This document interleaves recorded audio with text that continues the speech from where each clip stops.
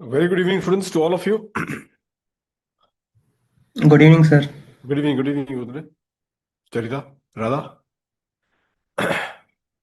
Students, now, today's class, we will first complete the capital gains question and answers, as was discussed earlier.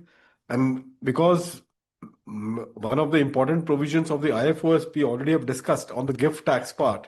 So now discussed along with the capital gains. So therefore, that particular part, we will be in a position to finish it off quickly. And therefore, let's take this advantage right now. First, we'll do the question and answers on capital gains, and then towards the end, we will move to the IFOS. Let's start, students. So, students, I hope that all of you would have revised. Just let me first share the slide.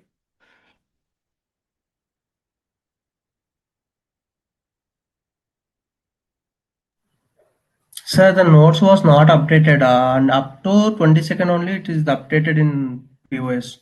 This notes which is there, this particular note, which I'm using it right now, the real estate part. This one, Yogendra? No, sir, this one is not there.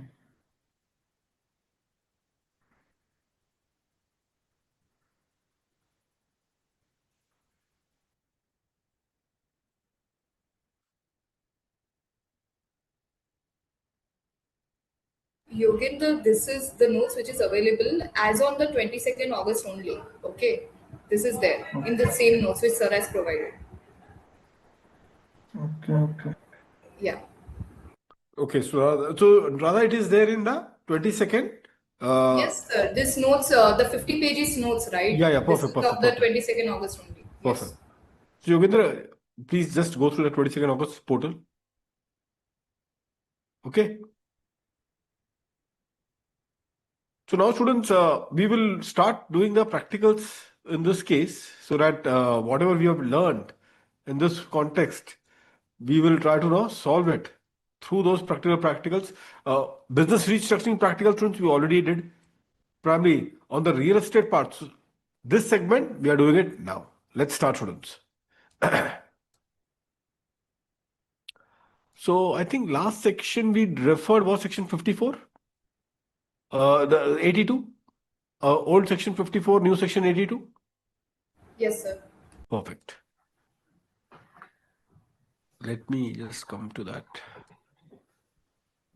One point, students, I'll just recommend to all of you before we, since your attempt anyways is in May 27, November 27 and onwards, students like ICAI is organizing this particular, there is a, this concept of this, what do you say?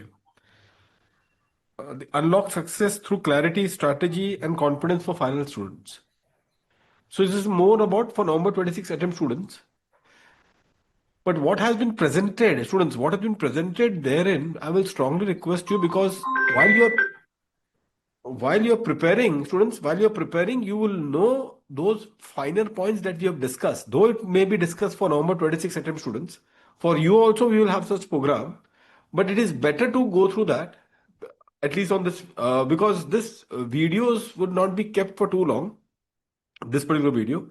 So today, like for example, Aparna ma'am, she was there and I was there. So we have taken on the CFLL students who would be appearing for DT, would be appearing for November 26 examination. So it is very informative. It's a 2 hours video, but you will have to, students, see this video in a day or two, in a couple of days only. Why this would be important? Because a lot of tips were being given, a lot of things were being discussed, and those tips and the aspect that were being discussed, you just, or you will say, but sir, that is so for old law. That is true, but the general examination management remains the same, isn't it? So this will help you to open up your mind, students, at this stage. And since you are in that preparation stage, it will be very much beneficial for all of you for an examination. Students, only in a day or two you have to finish it off, because that those videos are not being saved. That is what is my understanding. So that is the reason why please ensure to go through the same. Okay? Sure, sir. Thank you. Yeah, please do that. You can. Now, students, the case law, we'll just first discuss the case law before we enter into the practical part. This Sayyid Ali Adil, Andhra Pradesh High Court, Karnataka High Court, D. Ananda Basappa.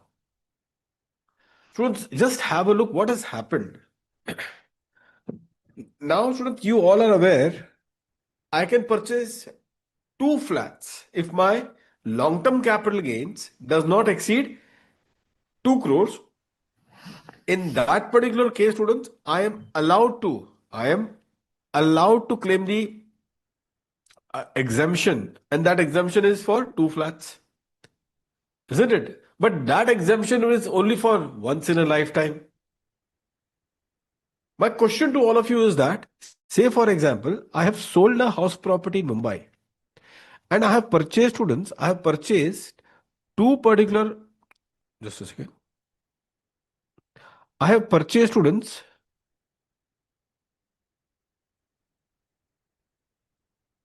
you know, 2 adjustment flat. Say unit 1. In ground, say in first floor, there were 2 adjacent flat, which has been there. The question that arises over here is that whether this 2 adjacent flat, will that be considered as a single flat or it will be considered as 2 flats? If you say, sir, it is considered as 2 flat and you are allowed to take the benefit of exemption of 2 flats or 2 house property, may I put it in the proper word, 2 house property, if your long-term capital gains does not exceed rupees 2 crores, but that would be available only once during the lifetime.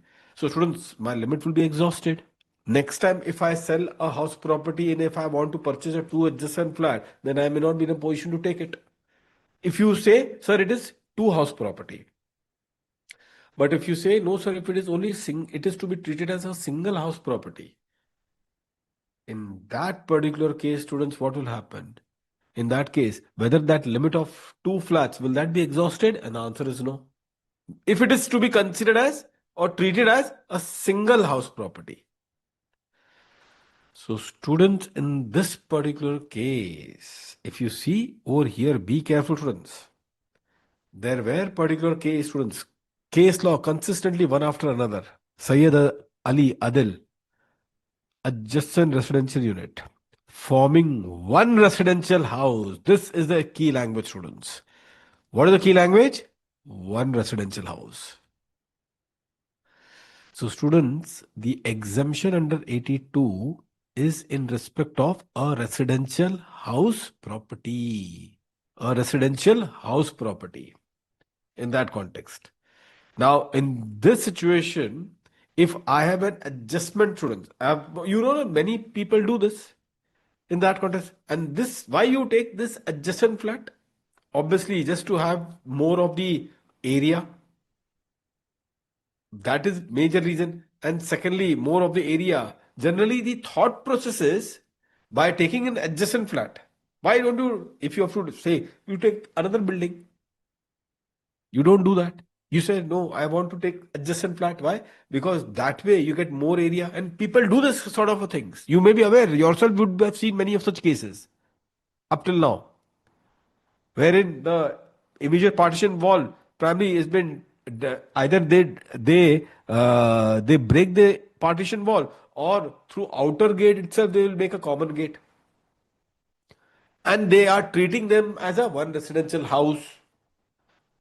So therefore, the court has consistently held that adjacent flat, if it is modified and if it is used as one unit, will be treated as what, students? As a one residential house, and accordingly, will it, if it is a one residential house, students, whether the limit of my 2 flats, is it exhausted? Answer is no. And that is one of the things that you have to look into it. So therefore, students, adjacent flat. Now, this is a horizontal adjacent flat. Sometimes, students, do you know what happens? People have a vertical adjacent flat. When I say vertical, they make a duplex. From that particular thing only, they will break that ceiling wall to an extent that they make a duplex above. So therefore, what you are trying to do, you are trying to treat them as what? As one particular residential house. And if that is the case, so adjacent, when you use the word, students, adjacent can be horizontal, like this, or it can be vertical, like this also. When you make a duplex. And that is the reason why, students, in such particular case, it is a one residential house, and accordingly, you will get the exemption, and that limit of two house is not exhausted. Is that point clear to all of you, students? So this is your case law, which is covered in the module. I have given the page number also in that context. Elaborately, this is the principle, students. Just remember this principle. Sir, how many residential units can be there? It depends. You have to, like, for example, if you say, sir, there are three adjacent flats. Okay.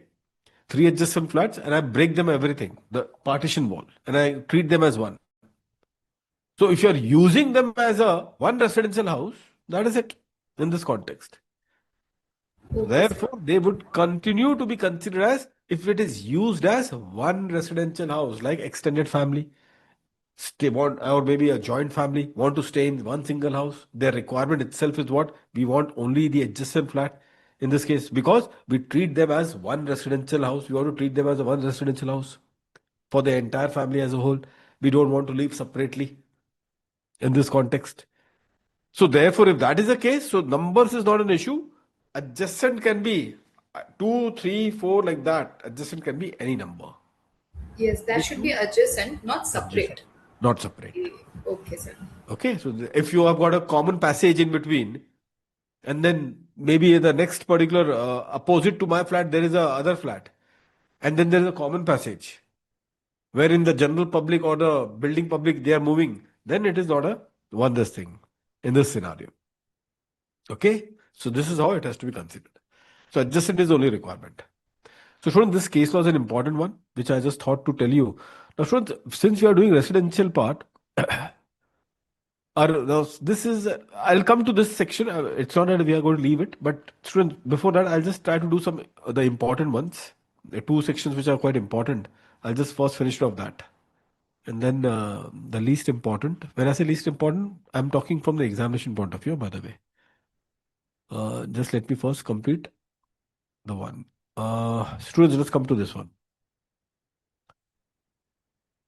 Section 86. So we did section 82. Now section 86. Section 86, students, talks about what? Any long-term capital asset other than a residential house. Other than residential house. Primarily. Means like for example, students, I have a jewelry. I sell my jewelry, and on sale of that jewelry, which is the capital asset, whatever is the capital gains that I have earned, that capital gains I will be eligible for the exemption if I invest the consideration in the manner provided under section 86. And 86 says that it should be invested in another residential house. Okay, by the way, students, I just remember, I'll tell a bit later. Just let's finish it off this one first. So students, so therefore, now if it is a house to house, it is 82. If it is any other long-term capital asset other than a residential house, and the consideration is used to purchase what, students? Purchase a residential house. In that case, whether the exemption of 86 is available, and the answer is yes. Let me ask you a question, students. You have to answer me, and I hope that you all will answer this correctly.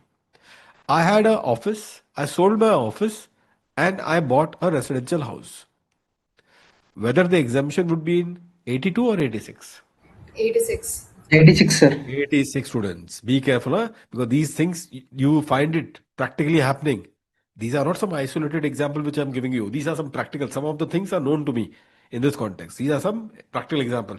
I have got some office, sold that, and I have purchased a particular residential house. Whether the exemption is available, and the answer is yes, under section 86. What if there is a reverse case, students, then? House being sold to buy a office. Anything that you recall, any exemption is available for this? Of house, residential house being sold to buy an office. Whether you are eligible for the exemption for that matter.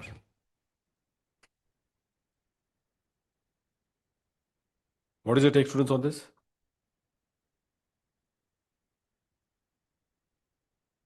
Anything that you can recall? A bit of it. As far as I remember, some vaguely, sir, I may be wrong. Maybe REC, like NHAI bonds, That something bonds like is that. there. Yeah, that is there. That will be my next section after this. Immediately after this, I'm going to take up that only. Okay, but that is your purchase. You are selling an asset and you are buying a bonds. Here, my example is you are selling a office. Oh, sorry, you are selling a residential house and you are buying a office. Okay, Yes, 54F. right now we are in that only. That is in 86, no? Oh, okay. But yes, you can invest in any other asset. Yes, that somewhat, yes, exemption is available. No, if you see first section that let's be very careful. No? First, just write what is my question. Write my question over here. This is a trick that could be played in the examination. No? So these are the tricks which are being played, and therefore it is because of a trick that we might lose the marks. So just write the things what I told you. Residential house RH has been sold. This combination is therefore important and sold. And you what you have purchased? You have bought a office. You have purchased an office. This is the combination. So this combination, is it covered anywhere? This is the point. Because obviously Sir, even I you don't think so, sir. It is covered in exemptions. exemption, it is not covered. See, just now we did 82, not just now. Just now we did 82. Let's see, 82 covers what? In this case, long-term residential house, that is what has to be sold. And what has to be purchased? In this case, purchase is also one residential house in India. In this case, one residential house in India. That is what is purchased. So students, therefore residential house, two residential house. What about this section, what we are doing right now, 86? Students, 86 combination is what? Any long-term capital asset other than a residential house to be sold, and you invest the consideration to purchase a residential house property. So 86 talks about what? 86 is talking about, in this case, LTCA minus residential house. And what you purchase? Residential house. This is the combination. And therefore, what I told you just now over here, in through an example, I told you that in this combination, students, in this combination, through an example, I told you if I sold my office, if this is the LTCA, and I purchase residential house, whether the 86 exemption is it available? And the answer is yes. You people only answered it right now. Office being sold, it is not a residential house, and the consideration has been used to purchase a residential house. Therefore, 86 exemption is available. But now my question is separate, and my question is residential house is being sold, and you buy a office. Obviously, 86 is not applicable. 86 does not require the sale of a residential house. So 86 is out. If you talk about 82, 82 requires a residential house to be sold. That is satisfied. But what to be purchased? Another residential house in India. So that is not getting satisfied. So no 82. So is there any other combination of section? Rather, what you told was about you purchase. You purchase what? You purchased bonds. That is another section which we'll do after that. But this combination, house sold, bought office. Any combination? No, gone. No exemption, students. No exemption. I will And never students, forget it, sir. no, but you will, you know why I'm saying so? Because you will find these things practically happening, students. These are not isolated examples also. Although it's like a case laws also, I don't want to discuss those case laws because the case law is our answers only. But I'm talking about practically these things are very much you're going to find. I sold my residential house, I purchased an office. Do I get any exemption? No. I sell any long-term capital asset minus the residential house. And what I purchased? I purchased another residential house. Do we have any exemption? Yes. Where? 86. So example is office being sold, purchased a house. Jewelry being sold, purchased a house. Bullions being sold, purchased a house. So in that particular context, land being sold. What about land, students? Is a land a residential house? Answer is no. So if I'm selling the land and I'm purchasing a residential house, in that context, students, in India, will the 86 exemption, is it available? And the answer is yes. So another example, students, another example is land being sold. and you purchase a residential house. I hope that every one of you are clear with this one. Now, who is the eligible SSC students? Individual or HUF? Individual or HUF students? What is the original asset, students? It has to be a long-term capital asset. Long-term capital asset. So long. What about share, students? People also, this is also very common, students. People has earned fortune in their shares in stock market. Fortune in shares in stock market, students. And by selling the shares, they are purchasing a house. Like for example, Harshad Mehta, stockbroker. He has sold shares and he purchased a big particular house. In that situation, whatever is the long-term capital gains that he earned, primarily, whether that long-term capital gains, can it be exempt? Yes. Why? Because he used the long-term capital gains to purchase a residential house, 15,000 square feet house. And he got the exemption. And that is exactly the point. So therefore, just keep this combination, students, in your mind. Huh? You should know. Anyways, let's proceed further, students. New asset, students, one residential house in India. In India, I told you. Students, tell me one thing. Let me ask you this. I have sold, I'm a resident and ordinary resident, RNOR. I had an office in London that I have sold and I have purchased a residential house in India. Whether Section 86 exemption, will it be available? Yes. Why you say yes? Because, sir, it is individual, not resident individual. And what are the other this thing in this case? But my counter question to you is this, that but the office that you sold was outside India. But, sir, here the new asset should be acquired in India itself. Yes. So what the And also, sir, I can add one thing. please. Provision doesn't say that the sold asset should be in India. Yes. So the requirement is not about the location of the asset which you have sold. That is irrelevant. What you are purchasing, that asset's location in India, that is important. That is what we can see. Isn't it? New asset, one residential house in India. So technically, of course, they will be encouraging the forex which we are getting in India, even if irrespective of location. That True, might be the logic. that could be the logic. Although intention is not been specified, but yes, that could be the logic. So therefore, students, in this particular context, this is how it is. Very true. So students, just be careful. Huh? This thing can be some sort of a, see, this you will not be getting any total income question on this part, but this could be like an adjustment, small adjustment. They have institute keeps putting these small adjustment, students, every now and then. Now let's proceed further, students, over here. In this case, other house condition on transfer date. Other house condition, students, on transfer date. Okay, this is very important, students. So I have sold the shares and I want to purchase a residential house in India. Okay, I've sold my shares. I want to claim an exemption in 86. You are welcome, you will get it. But this condition is very important, students. Please understand, this condition was not there in 82. This condition is very much only in 86. What is this condition? The assessee must not own more than one residential house other than what? Other than new asset on the date of transfer. What does it mean? You want to purchase the asset, na? So this should be your own residential house. This is your first residential house that you are purchasing it.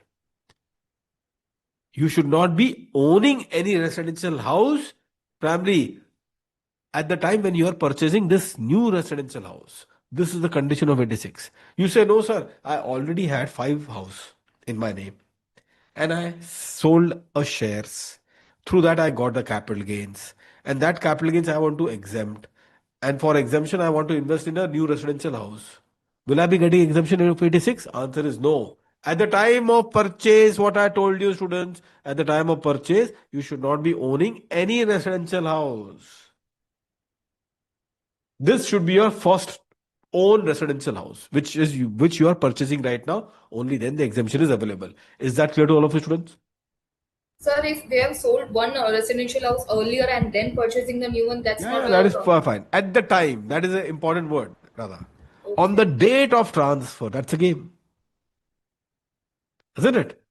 Earlier it is fine. Not an issue. Fine? Got it? Yes, sir. Perfect. Now, this 1 year, students, I'm not repeating this one. This is the same thing. What we discussed now, remember? Purchase 1 year before or 2 years after. And for construction students, it has to be 3 years after only completion. Within 3 years after the transfer, within that period, it has to be completed. So that is the point, students, that has to be considered. Now, time limit I have already discussed to you. Now, students, here this goes in a pro rata form. Just see the formula, students. This is a simple one, but still I'll give an example so that we don't make any mistake.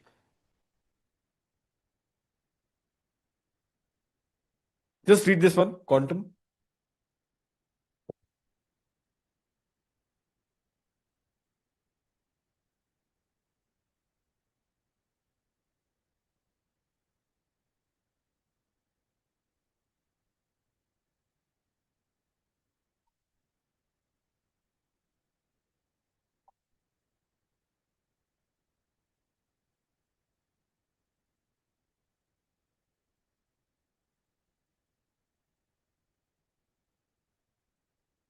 Yes, sir, got it.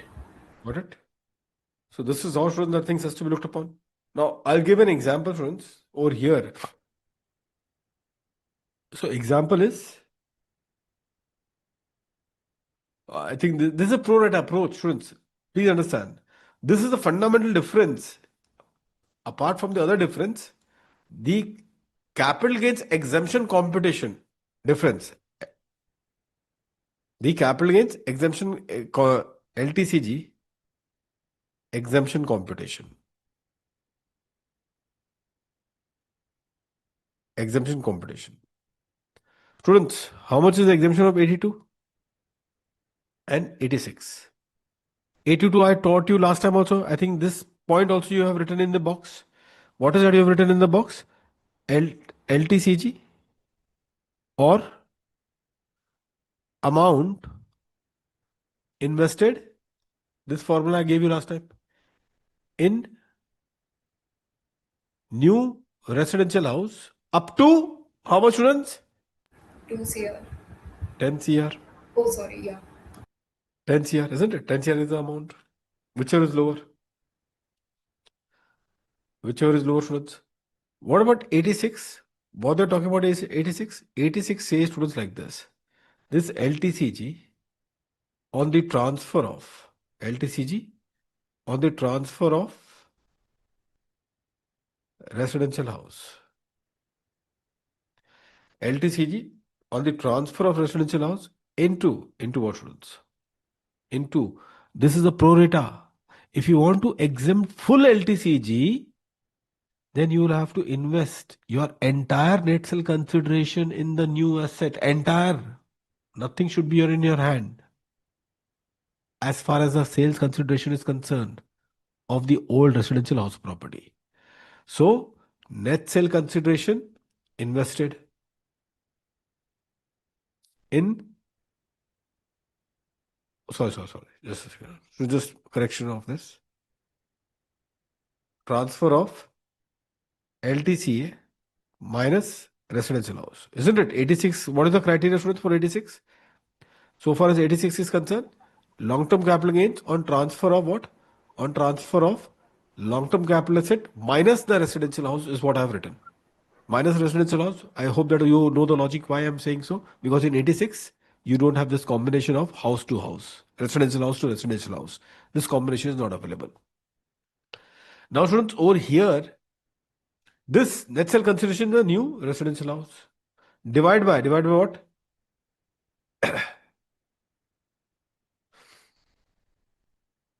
The pro rata, students. So if I have sold the, say, shares and I have got 100 and I have got long-term capital gains from that 100, the long-term capital gain was, say, rupees 20. So 20 will be exempt if I invest entire 100. Why? Because this proportion will become 1 by 1. 100 divided by 100. But if you say, no, sir, in the new house, I have invested 80. 80 was invested and 100 was your consideration on transfer of that long-term capital asset. So what is the proportion now? Proportion is 80%. 80% of that long-term capital gain is what will be exempt. So it means that the balance 20% will be taxable. Is that point clear to all of you, students? Balance 20%. What is Yes, balance sir. 20%? Means out of 20 long-term capital gains, 16 will be exempt and the balance 4 will be taxable. Clear, students?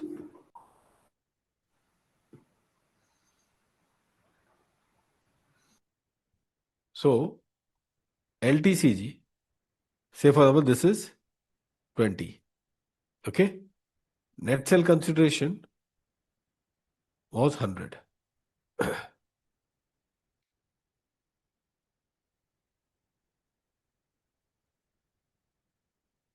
Net sale consideration was say 100. Amount invested in new residential house is how much? 80. So, students, how you are going to do the presentation?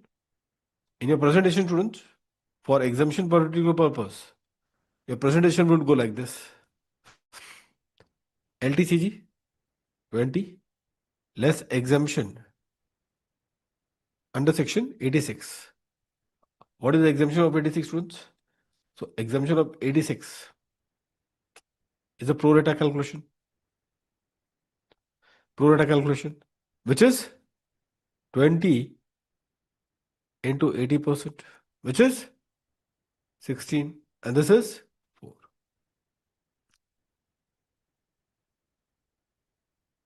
I hope that all of you are clear with this one. No calculation error whatsoever.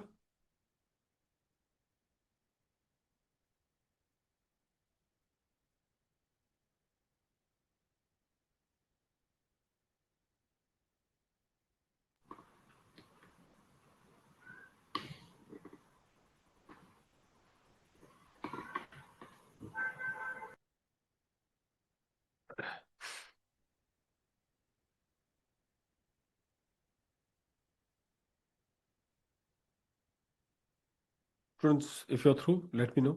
We can proceed further. Sir, here also quantum is 10 CR is being capped, right? In 86. Yeah, that we'll see. Calculation is fine.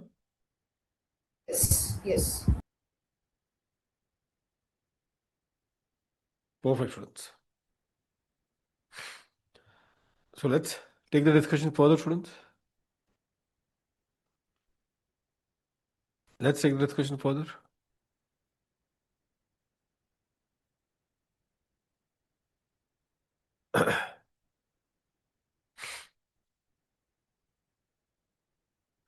Okay, by the way, here also, students, the same case law will apply. Huh?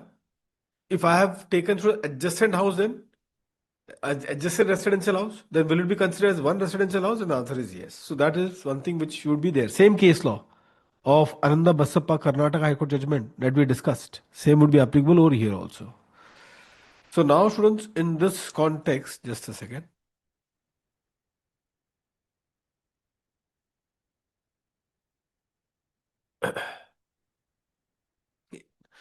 Capping, students, 10 crores. If supposingly, same thing, students. So obviously, so students, can we have, because it's a capping also. So in this particular context, the cost of the new asset is capped at how much? 10 crores. 10 crores. So just tell me now, in this question only, supposingly the net sale consideration was 15 crores. Students, calculate for this same question above. Just, I'll give you the writing. Long-term capital gain, just work out, students, and I want the answer. Answer has to be correct, students. This is where the calculation mistakes happen in the examination. These are the mistakes that we should ensure that we don't get into the trap of the mistakes. Capital gain, students, is full calculation based. And that's the reason why we have solved many questions. In fact, in PGBP, students, when we do the special entity, we will get a lot of opportunity to do the total income question, where a lot of PGBP adjustment will be there at that time. So that time also we'll get a lot of opportunity. But right now, just focus on this particular point right now, students. Take an example. LTCG, rupees 1 crore. Net sale consideration on transfer of shares is 15 crores. Net sale consideration on transfer of shares is 15 crores.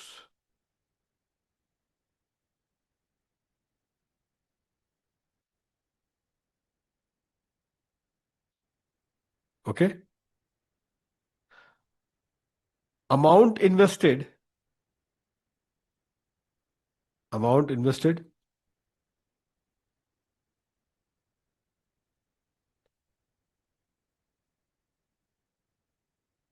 in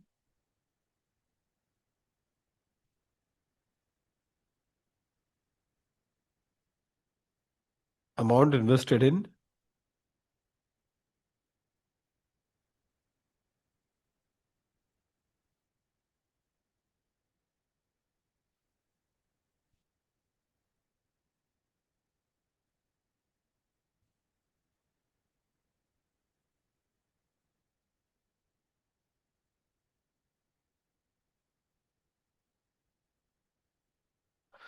new residential house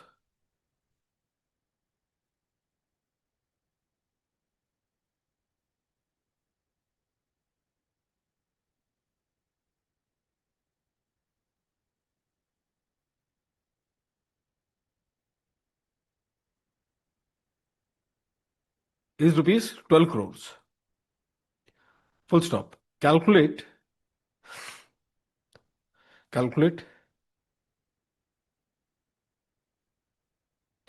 the LTCG exemption under section 86.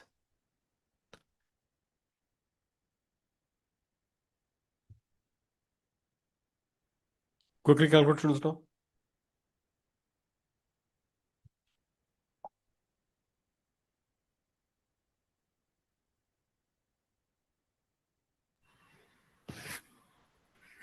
Sir, we can claim entire 1 crore, sir. 1 crore of LTCG.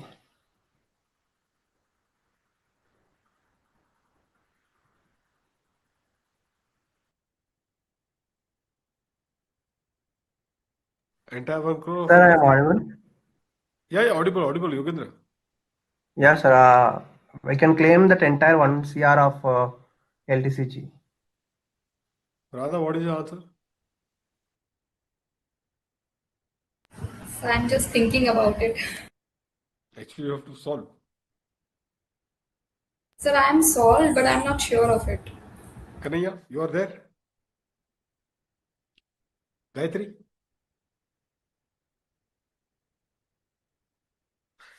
Students, just have a look. So therefore, this was good that we gave an example here, isn't it?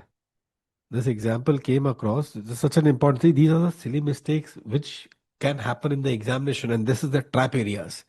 LTC students is 1 crore. Okay, fine.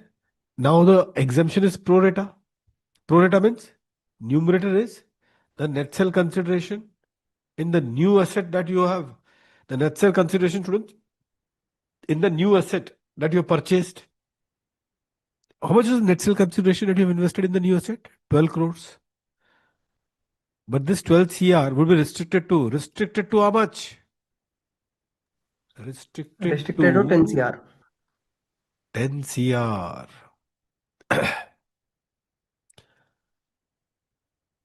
10 CR, students. So your numerator will become 10 CR.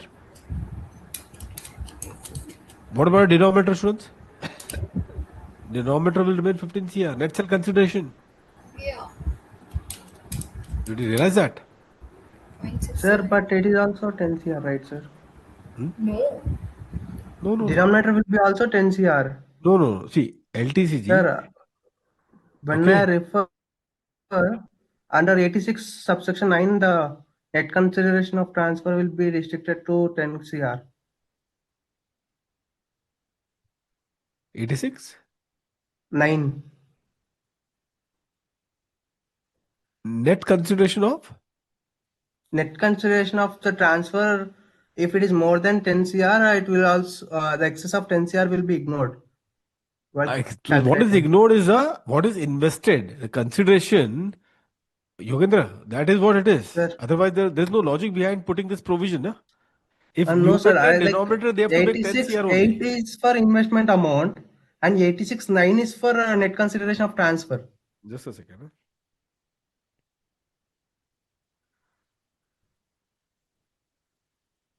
Let me see if it is there in the bracket.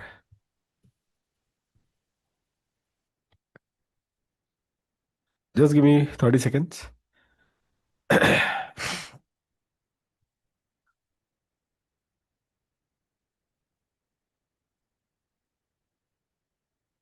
And those who have got the Bare Act, students, which was been given to you in the first class,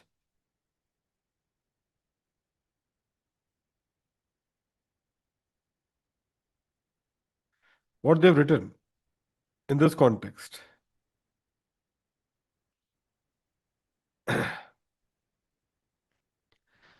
First of all, you have to read subsection 2, 86 subsection 2. If the net consideration referred to in subsection 1 is not utilized by the SSC to purchase the new asset within 1 year, before the date of transfer of the original asset, then what you're supposed to do? You are supposed to deposit the money in the capital gain account scheme.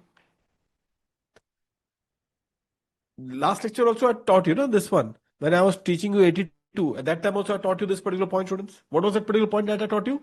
That if the net consideration that you have got, and you could not invest in that 2 years period, because you've got 2 years period for purchase, forward 2 years or forward 3 years. So say by on or before the due date of filing of the return of income, I have not yet purchased that particular new asset. Do I have a time limit to purchase it later on also? Yes, because 2 years forward or 3 years forward for construction. But then my return of income due date has come. So what I'm supposed to do? I'm supposed to, whatever consideration I've received, I'm supposed to do the investment in that new asset. But I have not done that. So what I'm supposed to do? I will then put the money in the capital gain account scheme and I will be getting the exemption based on my deposit. Based on my deposit. That is what we learned also, na? And then whenever you purchase a new asset, at that particular point of time, you'll withdraw the money from the deposit and you will purchase that new asset. So the exemption, you will be eligible on the basis of the deposit that you have made in the capital gain account scheme. Okay. I sold asset of 15 crores. I sold asset of 15 crores. Shares and security of 15 crores. I've sold. I have deposited in the capital gain scheme of 12 crores. Question therefore is, then my 12 crores would be the numerator and then 15 crores would be denominator. But that 12 crore would be restricted to 10 crores in this context. Now your point is that, sir, that 15 crores denominator would also become 10 crores. This is not the case, because if you see 86.9 that you have read, 86.9 says what? 86.9 says, which you are reading in this case, if the net consideration on the transfer of original asset exceed 10 crores, okay, the amount exceeding 10 crore rupees shall not be taken into account for the purpose of subsection 2. And what is subsection 2? What is subsection 2? Subsection 2 talks about the investment in the capital gain account scheme. Subsection 2, Yogendra, it is about what? See, subsection 2 starts with, if the net consideration referred to in subsection 1 is not utilized by the SSC to purchase the new asset within 1 year before the date of transfer of the original asset, or is not utilized for purchase of construction before the filing of the return of income, then the unutilized amount shall be deposited in the specified bank. So subsection 2 is for deposit. So tell me, and on deposit, I get the exemption.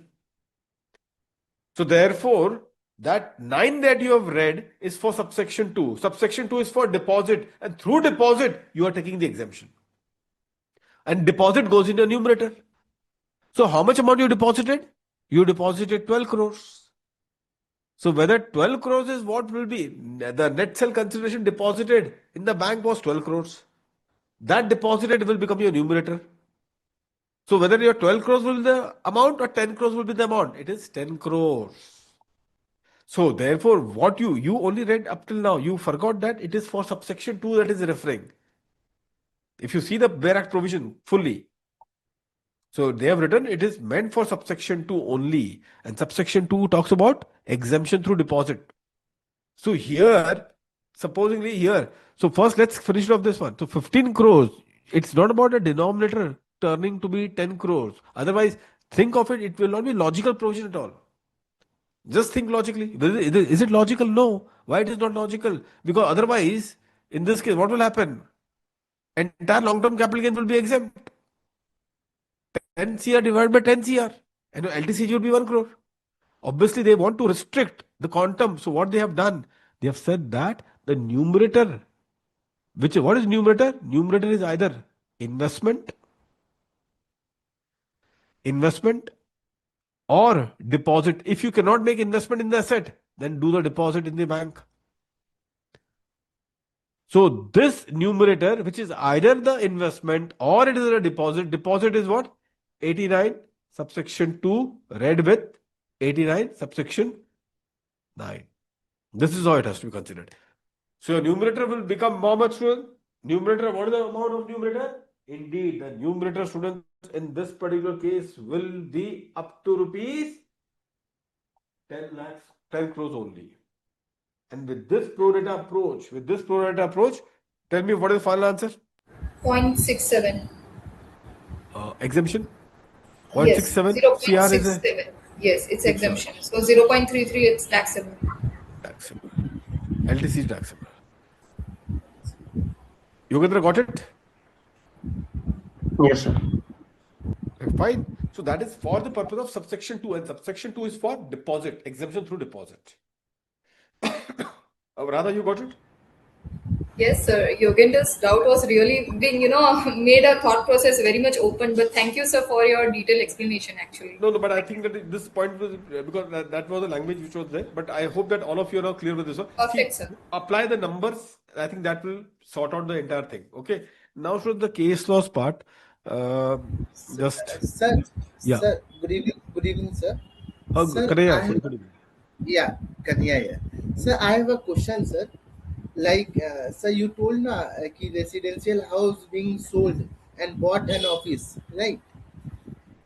So you are not allowed to take the exemption. Yeah. So in that question, sir, if I sold a residential house property and I bought a residential house property and then convert it to other office, then would I It will take still the be allowed, Yogendra.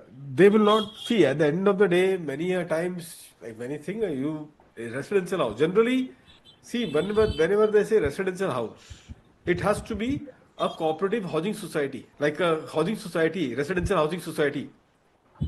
It is already registered by with the authority. So you will not decide. Who will decide? When you go and pay the stamp duty, when you go and then pay the stamp duty, at that point of time only it is decided. Agree? That whether what you purchase is a residential house property or it is a commercial house property. Now, whether subsequently you want to use it for your office or whether you are using it for your house only, that is irrelevant. So we don't have, when you go and pay the stamp duty only people know that this particular building was sanctioned as a residential house.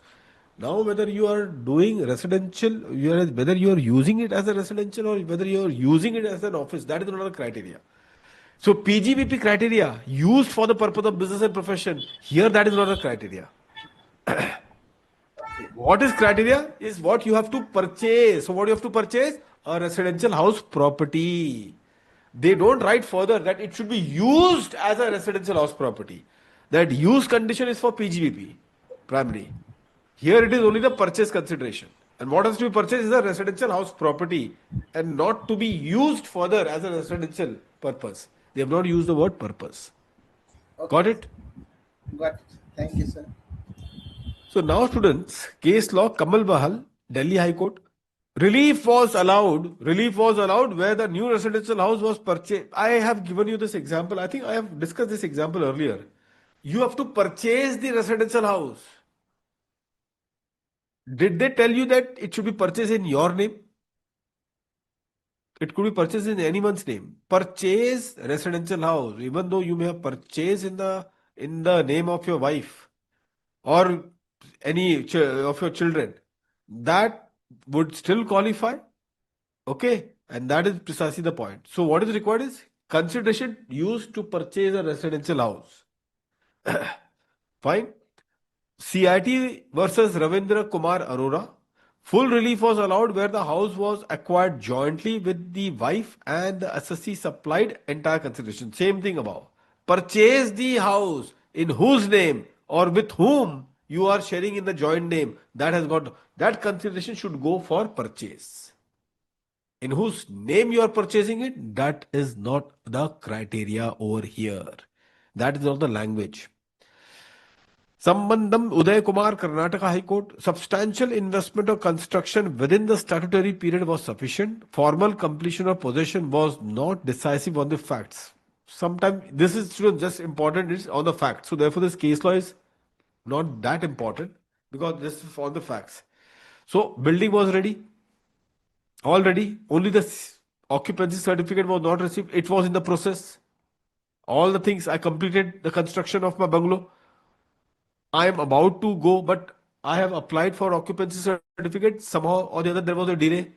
And unless and until I get the occupation certificate, I cannot start using that particular thing. So substantial investment or construction was completed in that 3 years period. But formal completion or the possession, which can happen only after I receive the occupation certificate from the municipal authority, that has not yet happened. Whether the exemption will still be available, and the answer is yes. Okay. Please understand, huh? Here the danger is about mixing PGBP with capital gains. PGBP for depreciation purpose requires ownership. PGBP for depreciation requires use for the purpose of business and profession for depreciation purpose. Here, neither the ownership is relevant nor to be used is relevant. What is important is that the consideration should be used to acquire or construct. Okay. I may not have possessed, I may not started using it, but have constructed it, but not yet using it. Still the exemption, will it be available? Answer is yes. Please tell me if you all are clear, students. Sir, the investment, the Ravindra Kumar case which you said, na, even if it is not like relative is not involved, on the name of any other friend also, Any person, people will not do because that's the reason why practically people will not do. That's the reason why you find only your wife or children, only they are the one who are being attached. In fact, generally, I'll tell you the trend, they generally do only for the wife because this is house property. Na? In fact, because and that is how the things are there. People buy a house property and you don't know next generation how they will treat you. Sometimes this is an apprehension that comes. So generally, all the case laws are like this. So just think of it just taking the house in the name of a friend. So you maybe somebody is very generous enough to take a house in the friend, assuming that that friend will be sheltering him for rest of his life.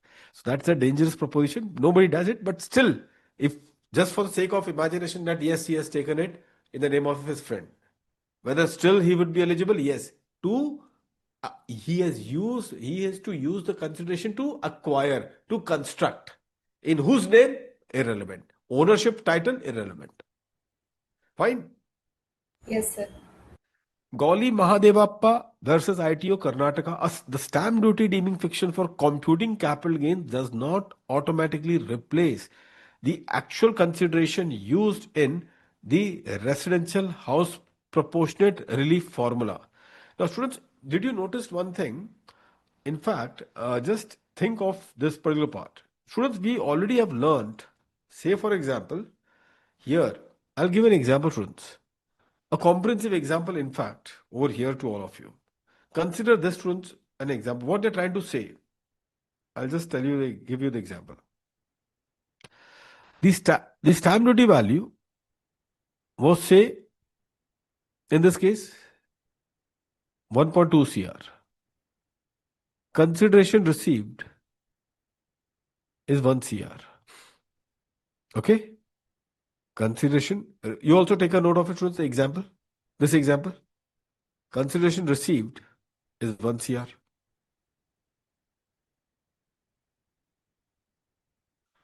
LTCG, students. How much is the LTCG? LTC, I'm just giving an example. So cost of acquisition, let me give you first cost of acquisition. Cost of acquisition is say 60 lakhs. Now, friends, you will have to calculate long-term capital gains, assuming it is a long-term capital asset. Okay, this is a long-term capital asset. Say, in that context, say jewelry. No, not jewelry. Actually, it is this is an example of 82 students, actually. Just a second, just hold me. Just a second. Whether this case law timing over here.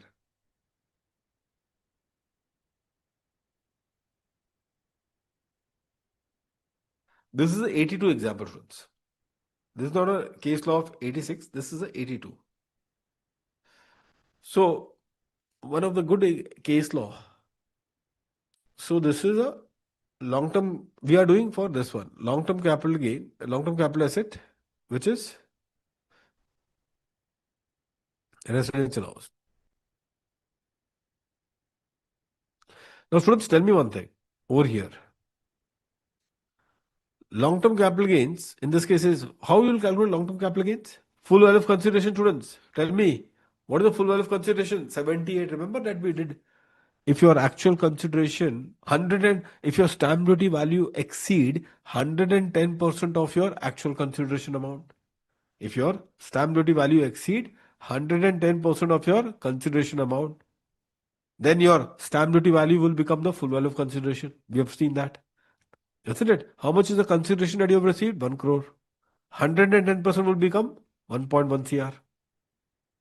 So, whether your stamp duty value exceed 110% of 1 CR, answer is yes. So, your full value of consideration, students, over here is how much? FVC over here is 1.2 CR, which is SDV. Cost of acquisition, students, is say 60 lakhs. How much is the capital gain? 60 lakhs. Okay. Now, friends, over here, amount invested. Just can I tweak, students, with your permission? Just I want to tweak it so that I can give you a better approach of this one. Please, can you make this as 10 lakhs cost of acquisition? So just make this as 10 lakhs.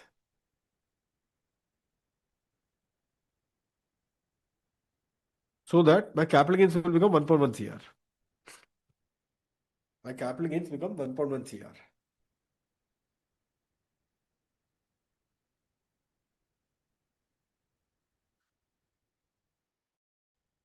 My capital gains becomes 1.1 CR.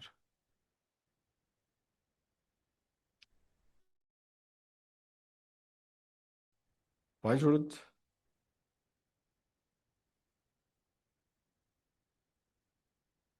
LTCG become 1.1 CR.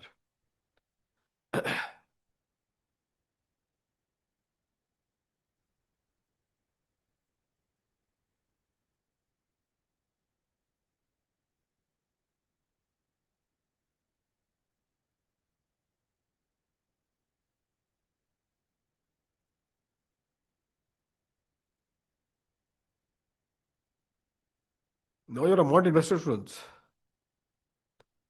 Let's say, tell me one thing, how much amount he should invest? He has invested, students, in this context.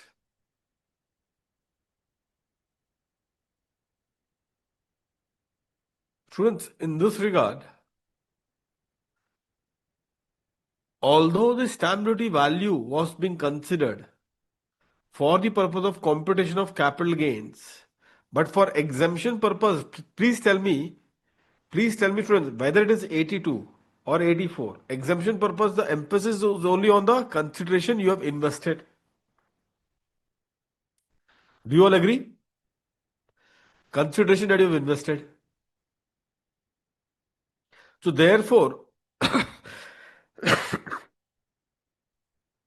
amount invested is say 1 CR, means full amount you have invested in that new asset. Unfortunately, your LTCG happens to be 1 CR, 1.1 CR, less exemption under 82. 82 students would be how much?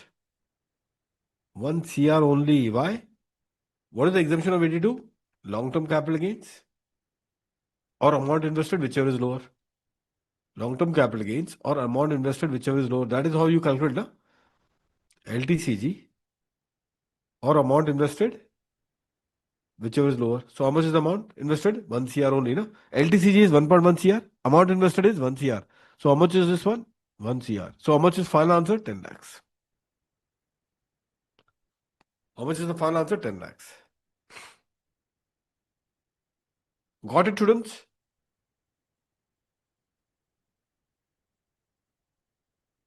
Tell me.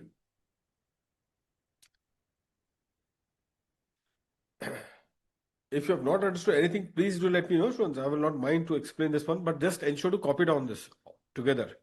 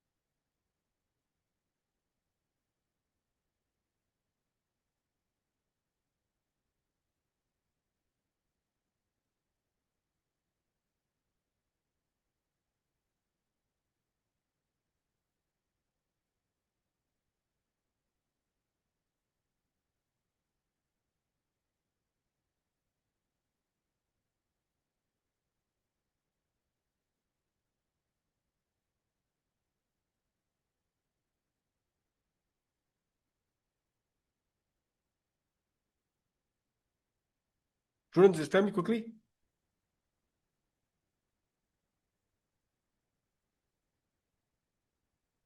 Done, sir. Done?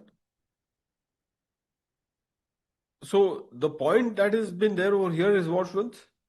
What exactly is the point that they are trying to draw upon here? Please tell me, what is the point? The simple point, students, that they are trying to draw upon is that even though you take stamp duty value, primarily, but when it comes to exemption, please tell me anywhere in exemption, whether 82 or 86, right now that you have referred, did they have any reference of stamp duty value? And the answer is no. The emphasis was only on the consideration amount in this context. So net sale consideration that was being there, and therefore in that situation the exemption would be long-term capital gains or the amount which is invested in the new asset, whichever is lower. So therefore 1 crore is what would be considered for the purpose of exemption, not more than that. Okay, so that is a simple calculation, students. You don't have, but the only point is that I wanted to deal with this particular question because you calculate with SDV. But see your exemption, because why SDV? Because your full value of consideration has to be the SDV. Your full value of consideration, students, has to be the SDV. So you started with the SDV as your full value of consideration. But when it comes to the exemption has its own particular comparison to be done. And that is what it is. Now with that, students, we are done with this. And then we go to that bond example, which the third important one exemption, which is there in this regard, which is on the bonds. This 50 lakhs, which you people are saying. This is section 85. So students, at least this 3 sections should be known to all of you. Huh? This 3 sections should be known to all of you in this context.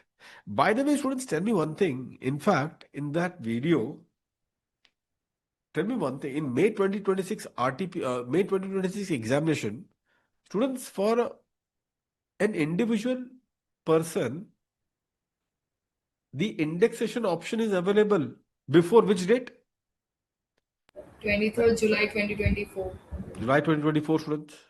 So just keep an eye on that, huh?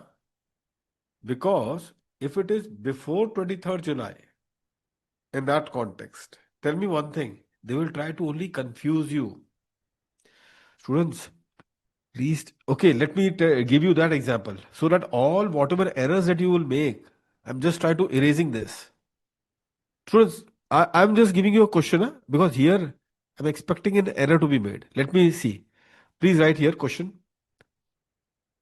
Mr. A, resident, sold residential house property in tax year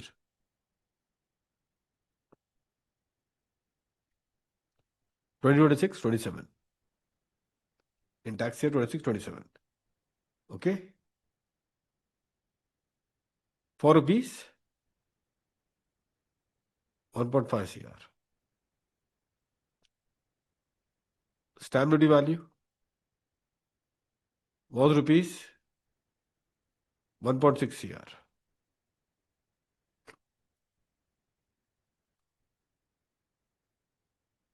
Okay. This house was purchased on July 2021 for rupees 1 crore. For rupees 1 crore. Okay. One more point, students.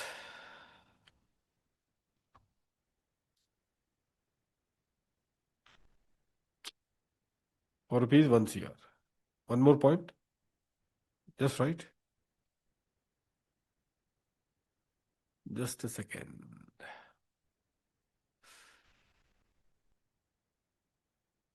Please write.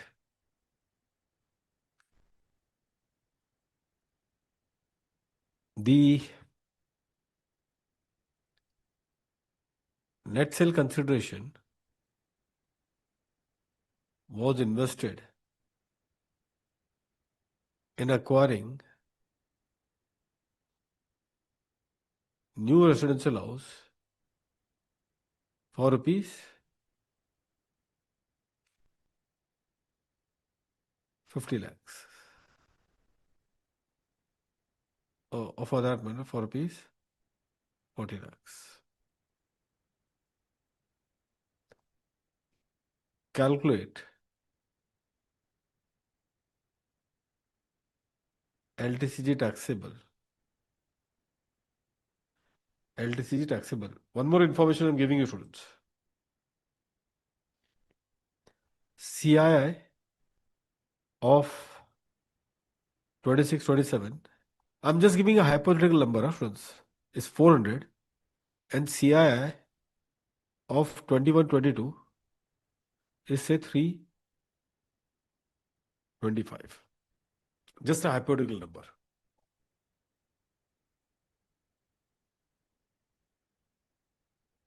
All of you have copied on this example? I want all of you to start solving it.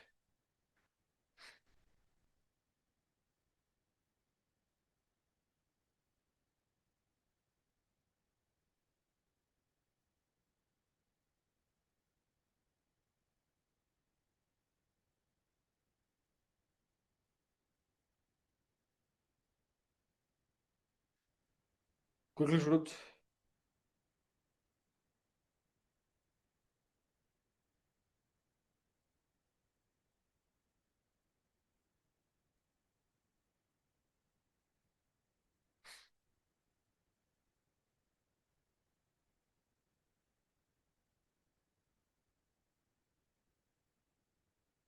Make an honest attempt. These are the great opportunity to expose all the silly mistakes that you may do.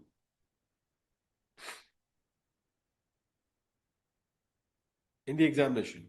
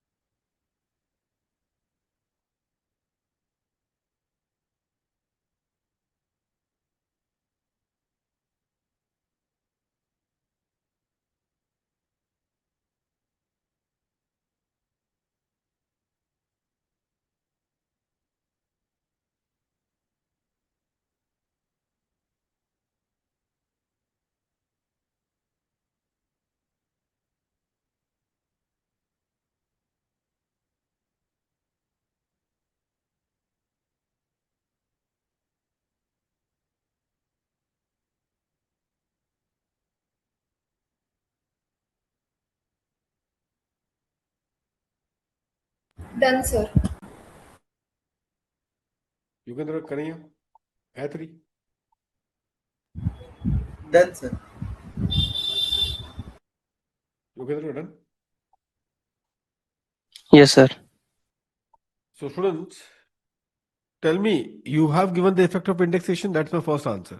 If after Yes. that indexation benefit has been given in calculating your Yes, sir. long-term capital gains,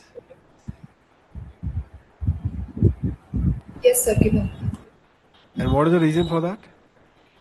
Because the asset was purchased before 23rd July 2024. It's an LTCA also. And what did I told? This is what I was expecting, and that's the reason why. That's the beauty of this question, isn't it? I was expecting this, and deliberately I have given you this kind of a trap. I wanted that you people make this mistake, so that after this, I'm sure that you will never ever make a mistake. Now, did you realize the hint which I've given you that you will make a mistake, or you have made a mistake? That hint I've already given you. What is the mistake that you people have done? I told you that when you compute your total income, in that context, your total income has to be without indexation. And the exemption of your LTCG that you give is in computing your total income. The exemption that you give is in computing what? Your total income. So this is the ultimate concept which we are doing of that thing. And this was a trap, students. And this kind of a trap is what you need to avoid. See how very carefully the trap was being put up. That the asset was purchased before that cutoff date. And that was a trap that was being made to make the same mistake. But once I told you, and I'm repeating now, this is the last time, because I think after this you will not make mistakes in all this. That in computing a total income, in computation of total income, even if the house is purchased before which date? Before that cutoff date, 2024, July 2024. LTCG, when you compute, then you will compute without indexation in this context. Now, accordingly, students, what will happen? Indexation benefit, you will not be giving it over here in this context, and therefore what? Therefore, students, over here in this scenario. So, students, can you tell me the answer? By the way, your full value of consideration would be how much? 1.6 CR. 1.5. Oh, sorry, 1.5 CR. 1.5 CR. True. 1.5 CR. So 1.5 CR is what you will take into account. 1.5 CR is what you will take into account. So full value of consideration, 1.5 CR. Less cost of acquisition, because total income you are computing, no indexation. What is the cost of acquisition, students? How much was that? 60 lakhs. 1 CR, sorry, 1 CR. So your long-term capital gains, 50 lakhs. And then exemption under section, which section? 82, no? 82, how much is that? Long-term capital gains or amount invested, whichever is lower. And therefore, in that case, it is lower of the two. So therefore, 40 lakhs. So how much is the taxable long? So this is your total income. This is your total income. LTCG taxable is how much? 10 lakhs. And other heads of income also you'll calculate, no? Other heads of income, whatever be is the amount, and this is your total income. This is how you calculate total income, and total income is without indexation. That option is in 197 subsection 3 with indexation, and without indexation option is under section 197 subsection 3. That is for the calculation of your tax liability, not for the purpose of computation of total income. The total income computation has to be always without indexation. Is that now crystal clear to all of you students? Yes, sir. Yes, sir. Dada?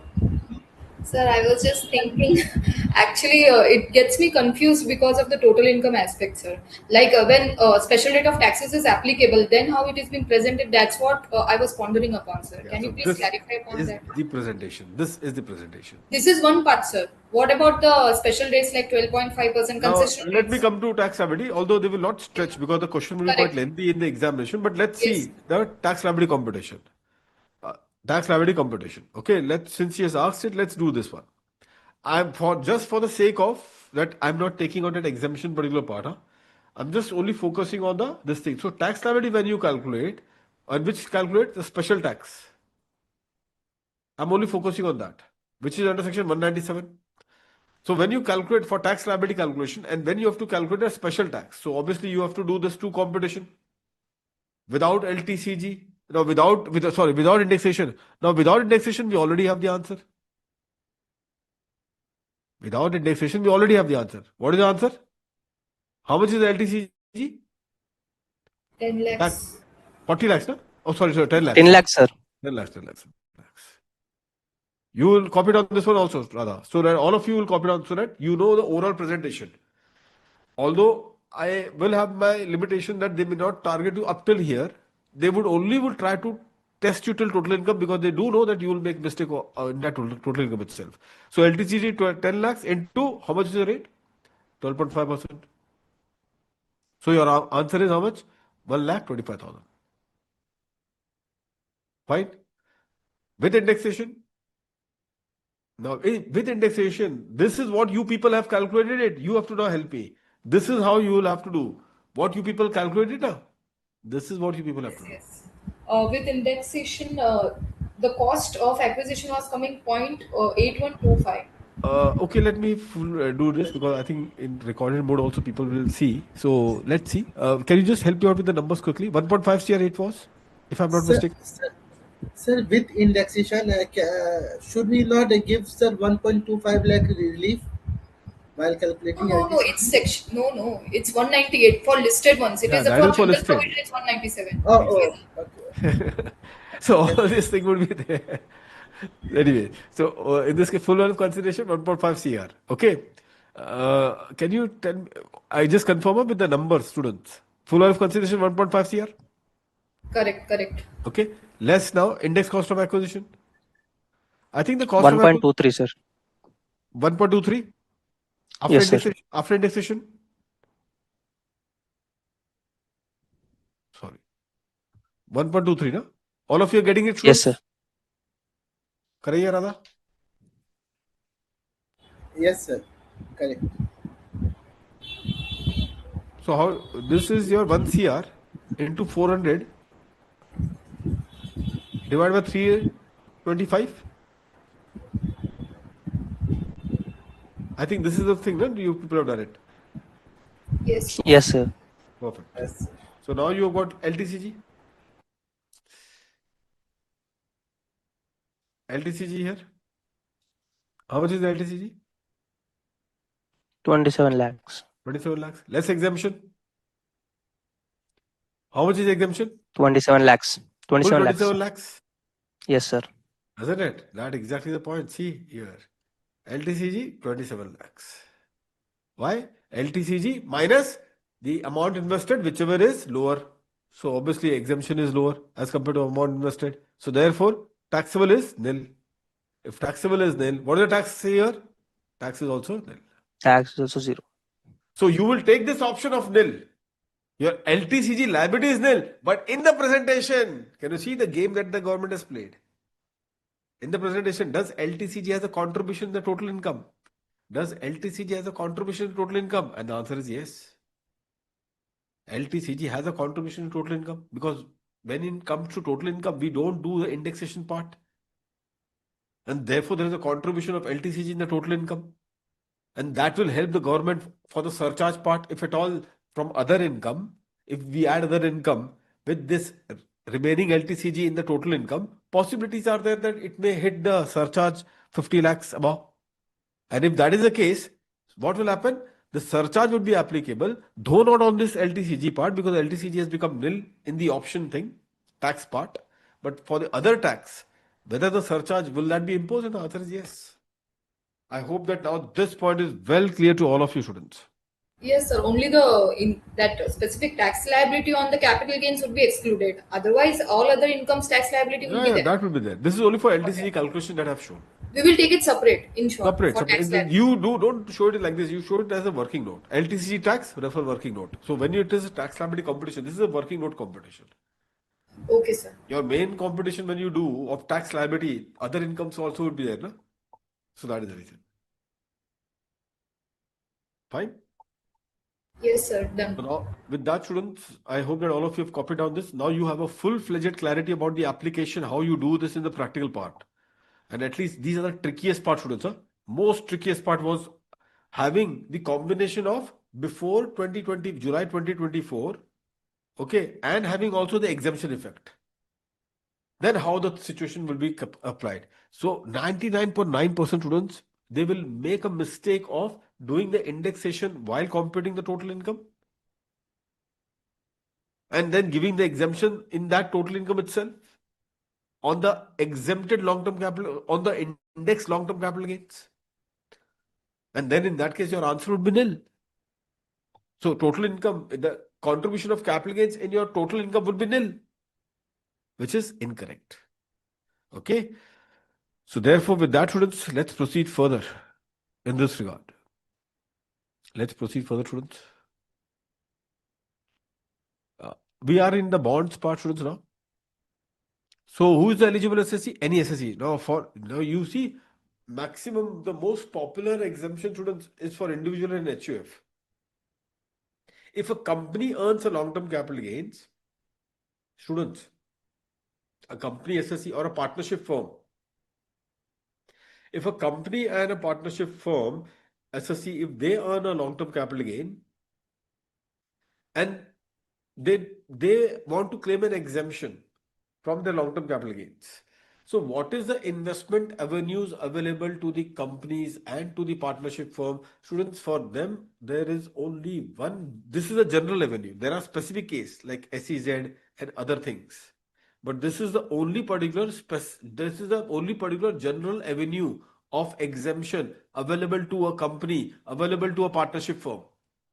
And therefore, for them, this is the most popular exemption, students. And just keep in mind, in CA final, you will have this particular proposition which will be highlighted in final CA, students. So this particular part of the exemption under section 80, this particular part, students, which has been there, 85. This exemption of 85, just be very clear, this is exemption which is very popular among other than individual and HUF. Very popular in this case.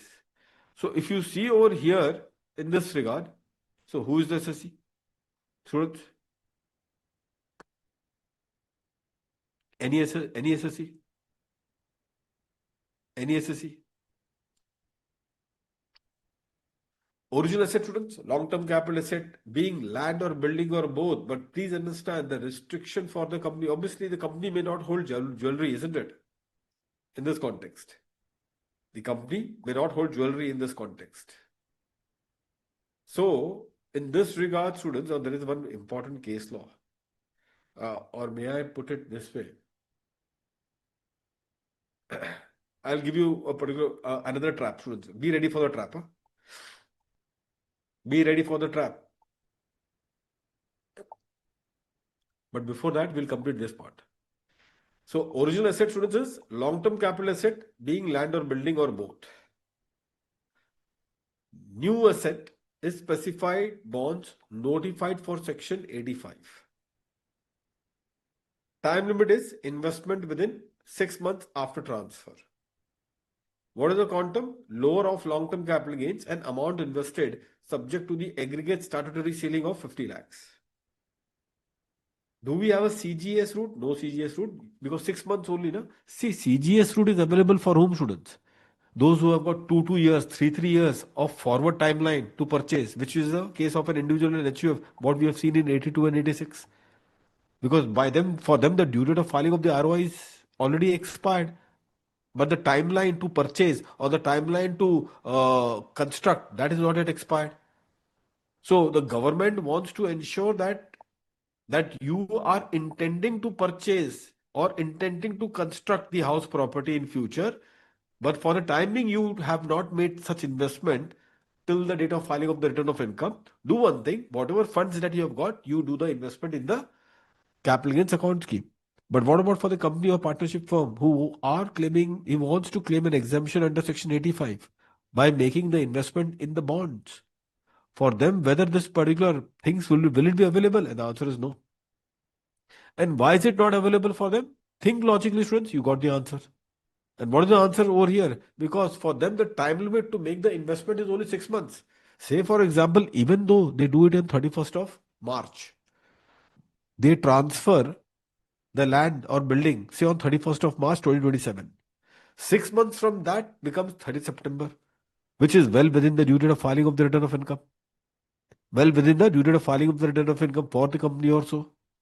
So therefore, for them, they don't have this concept of the capital gains account scheme, because their time limit is only before the due date of filing of the return. By then only they need to invest in the bonds. Lock-in period is 5 years. That is fine. Now, students, just write a question. This is where I want to now test to all of you. Just write a question. A Limited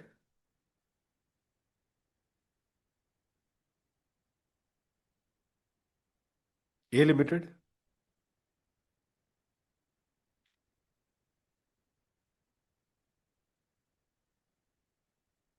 has a building.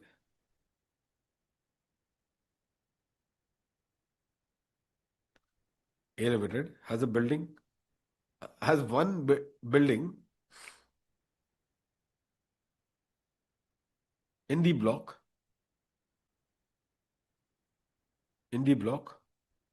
whose opening WDV,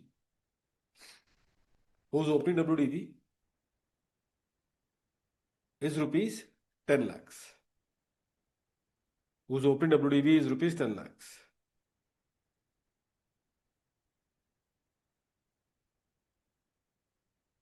As on 1st April 2026. As on 1st April 2026.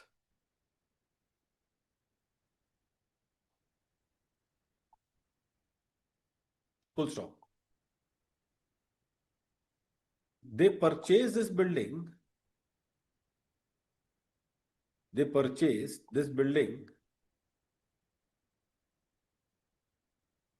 On 1st April 2020. They purchased this building on 1st April 2020. Full stop.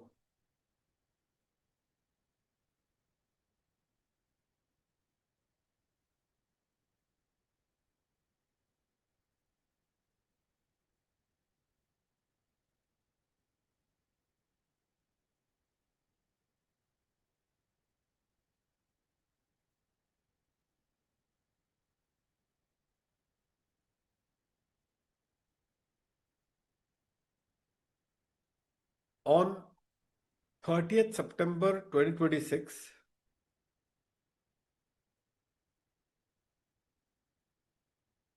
they transferred this building for rupees 30 lakhs. They transferred this building for rupees 30 lakhs.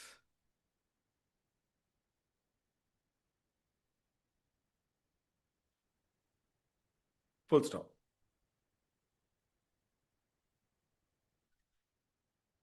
They want to invest.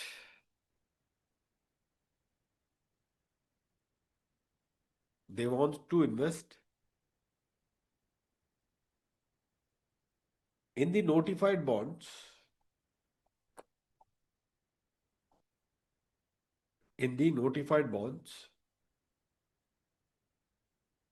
under Section 85. Under Section 85. Full stop. Whether the exemption under Section 85 is available to them. Whether the exemption under Section 85 is available to them, question mark.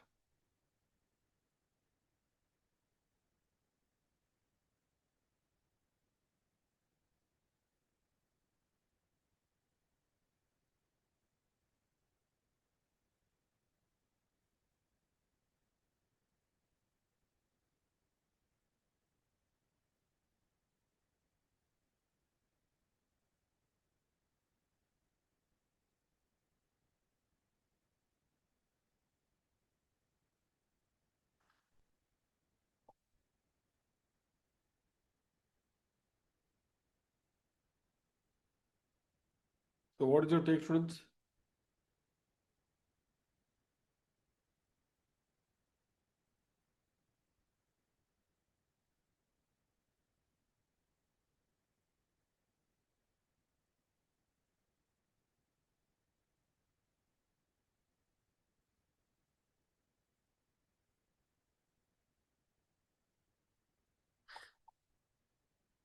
Quickly.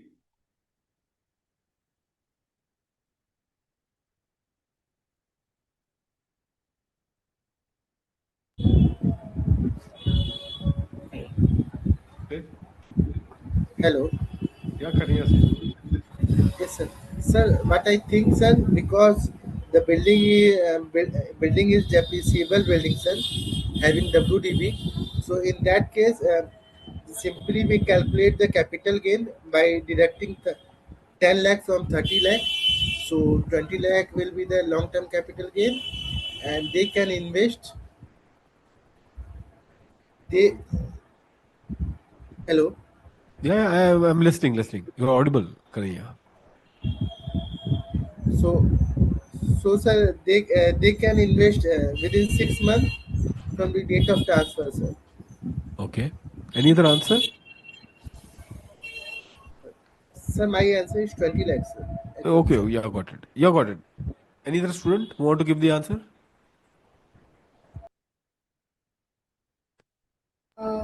So that's what I was thinking, whether indexation benefit would be given or not in this. No, this is a company, na? Indexation benefit, any case is available only for an It's for individual. yeah, sorry, HUF or individual. Yeah, yes. Yeah, individual and HUF. So therefore, deliberately, this is a case of a company.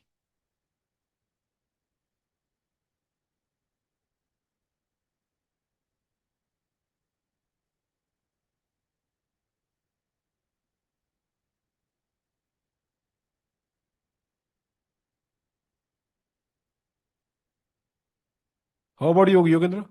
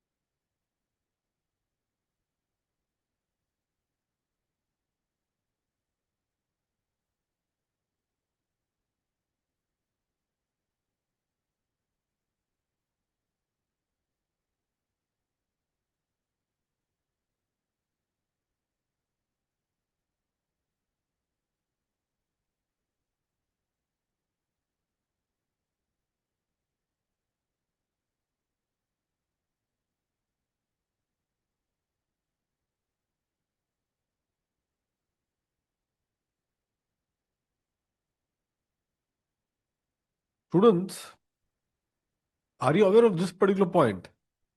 That a depreciable asset, when it is transferred, the capital gain is deemed to be a short-term capital gain? No, no, sir. Yes, sir. In interest year, you people would have done it? Not aware? Sir, Anyways, I don't remember. okay. So see, I'll tell you the provision first, students. In the case of a depreciable asset, students, what they say is that the depreciable asset, when it is transferred, it is deemed to be a short-term capital gains. The depreciable asset, when it is transferred, it is always deemed to be a short-term capital gains. Through a deeming fiction, they have made it as short-term capital gains.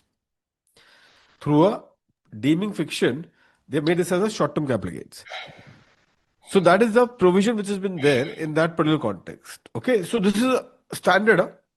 Any depreciable asset on which you are claiming a depreciation, any depreciable asset on which you are claiming a depreciation, that depreciable asset, students, always would be considered as deemed to be a short-term capital gains. Always.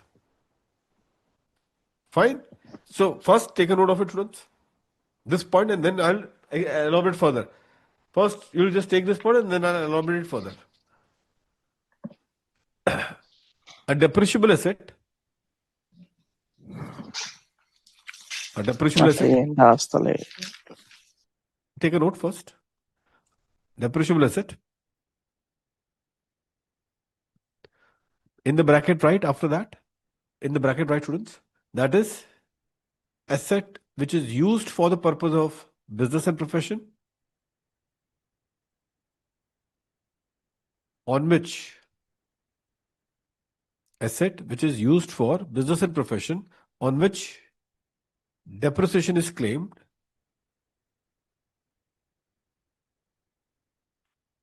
on which depreciation is claimed, bracket complete. After that, right, students? When it is transferred, when it is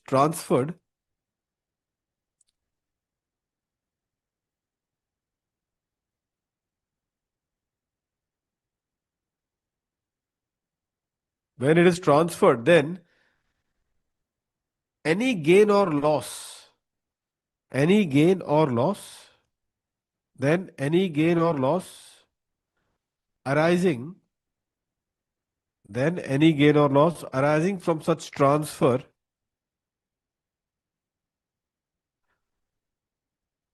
any gain or loss arising from the transfer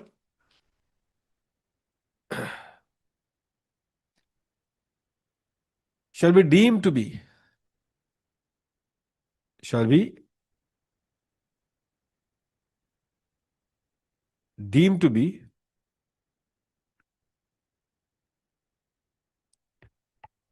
a short-term capital gain. Shall be deemed to be a short-term capital gains. Students, can you see this one?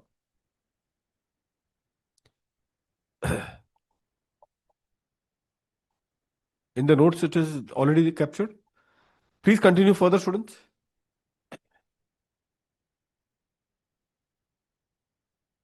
Even though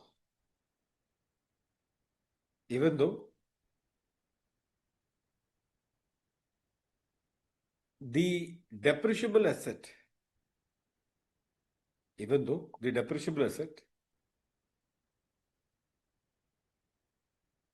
is a long-term capital asset, the depreciable asset is a long-term capital asset, in the bracket, right? Period of holding more than 24 months. Period of holding more than 24 months. Bracket complete.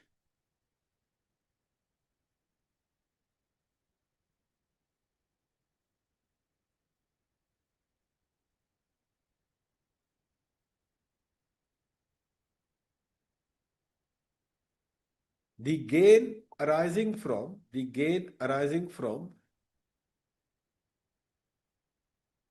their transfer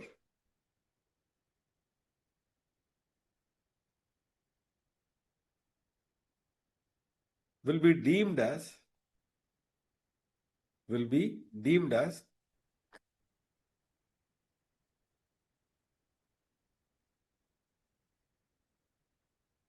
short-term capital gains. Shall be deemed as short-term capital gains. Students, in the bracket, right? Module para 4.15. Refer module para 4.15. Okay. For more discussion, please refer this module para 4.15. Now, have you all written the provision? And you also know the question. You have written the provision, you also know the question. In that case, students, again, now you see this thing again. Students, you already now know the provision. You now know the provision and the question is there in front of you. Again, try to answer it. For that, again, I am giving you for your benefit.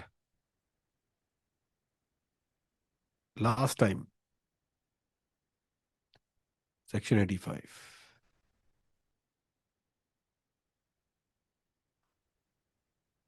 So, Yeah.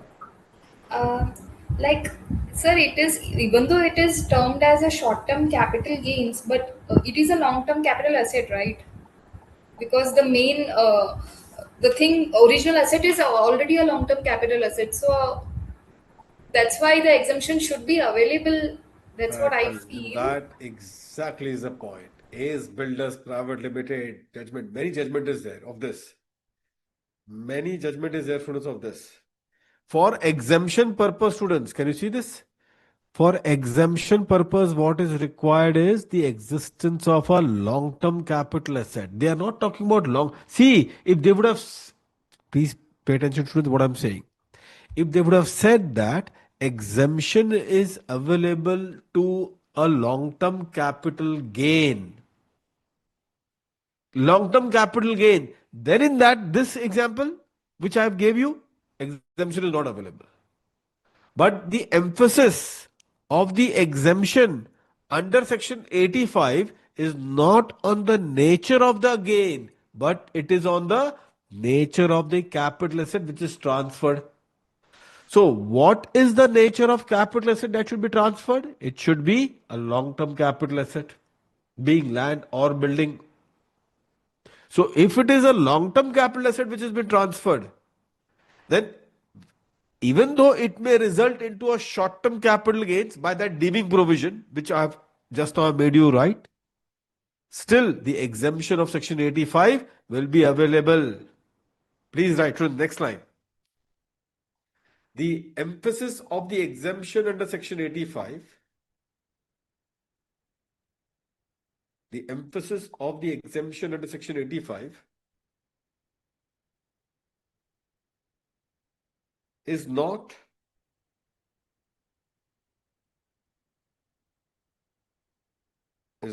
on the nature of gain, is not on the nature of gain, but on the nature of capital asset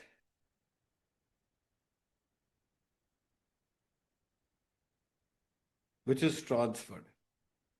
The nature of capital asset which is transferred. Full stop. Therefore,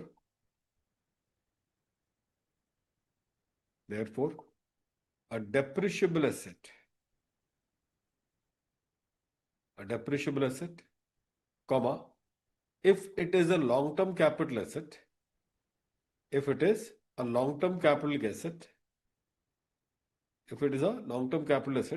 comma,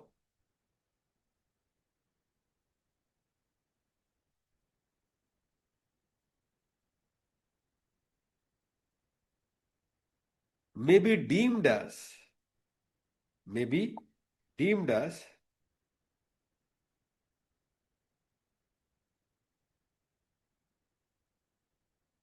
a short-term capital gains,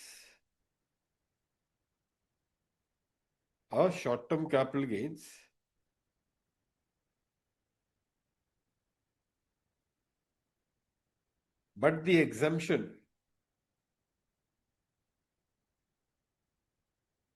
under section 85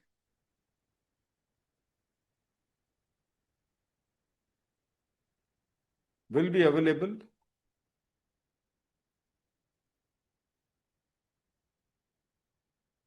in respect of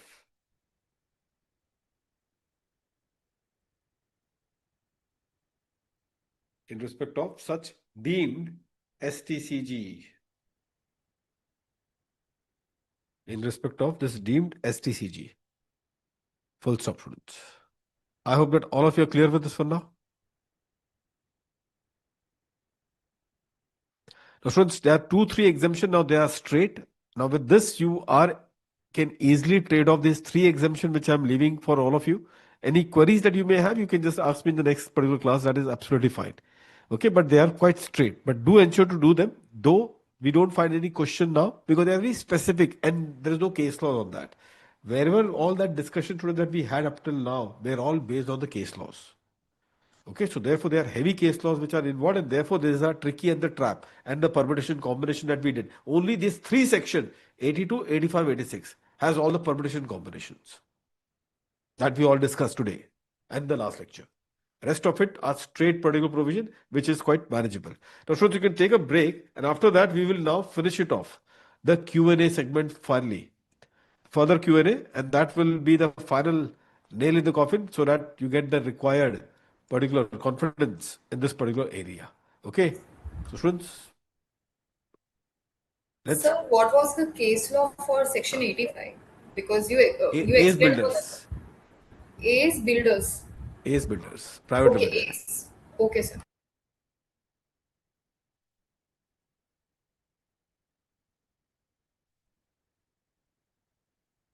Okay? Perfect. Yes, sir. Thank you. Take a break, students, 10 minutes, and then we'll resume. Sanket ji, 10 minute का break.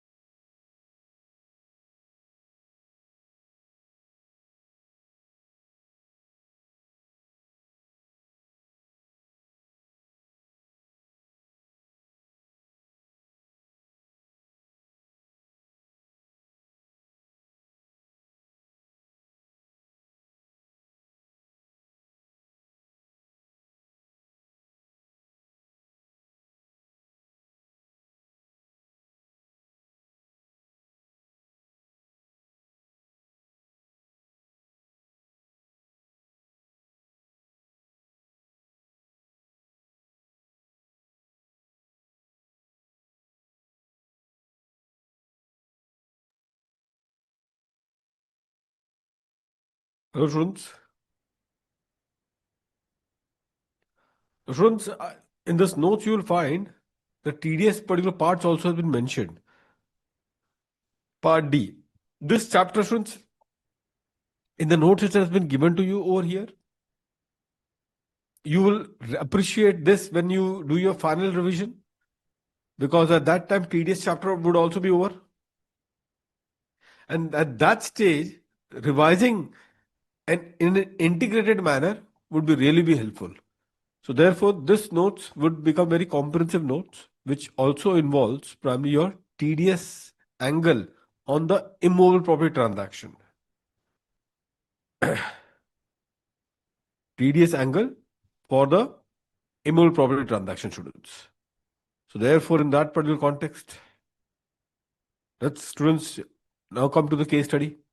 Now, friends, all these case studies we have already have considered it in this scenario. I will take up the difficult ones, the comprehensive ones. This like agreement date, stamp duty value, tolerance, DVO. All this you have done. This you can use like a as a practice particular part. Okay, I will be using students for the comprehensive one for the difficult ones. So you these case studies earlier only we have considered it. So I'm directly students coming to the difficult particular ones, which are somewhere unique. Now, students, in that 85, just now we did that at bond example. Students, it is audible and visible. Huh? Just confirm once. Yes, sir. Okay. Students, that bond 85 that we did, there is one CBD circular. So I didn't wanted to explain the CBD circular over there. I wanted to show you through a practical question so that you can appreciate that circular. So through a particular this thing, only I wanted to show to you. So let me first show you that CBD, that particular question, students. In this case, let's first come to that particular part, if I can. Just a second, students. Just a second.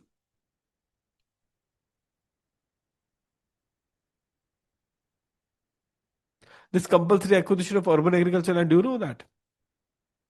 The government, if they compulsorily acquire an urban agricultural land, so whether the exemption is it available? In that case, we have discussed in the last class also.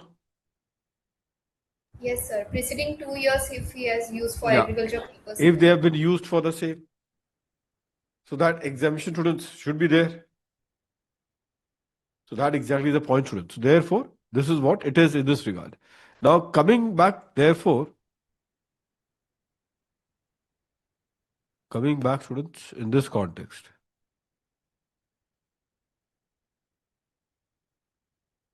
Let's have a look. This one, case study number 7. Okay. Now this is now I'm going to take up some typical case studies. Huh? Ensure to just practice case study number 1 to case study number 6, because those were already being considered earlier. So it will be more like a practice. So that will add up to your confidence level.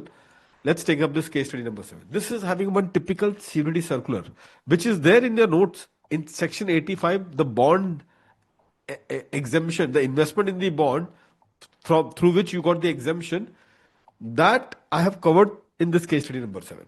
Let's do this one. Conversion into stock in trade in section 85 bonds. Mr. Arjun Mehta acquired investment land in 2018 for 35 lakhs. He converted it into stock in trade on July 1st, 2026,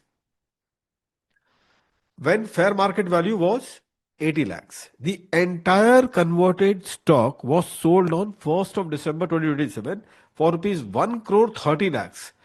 And he invested, students, 40 lakhs of ineligible 85 section 85 bonds on 15 March 1885. Now, students, please be careful. Huh?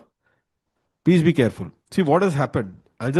You can also copy down this one, students. Case study number 7, and just copy down this time scale diagram.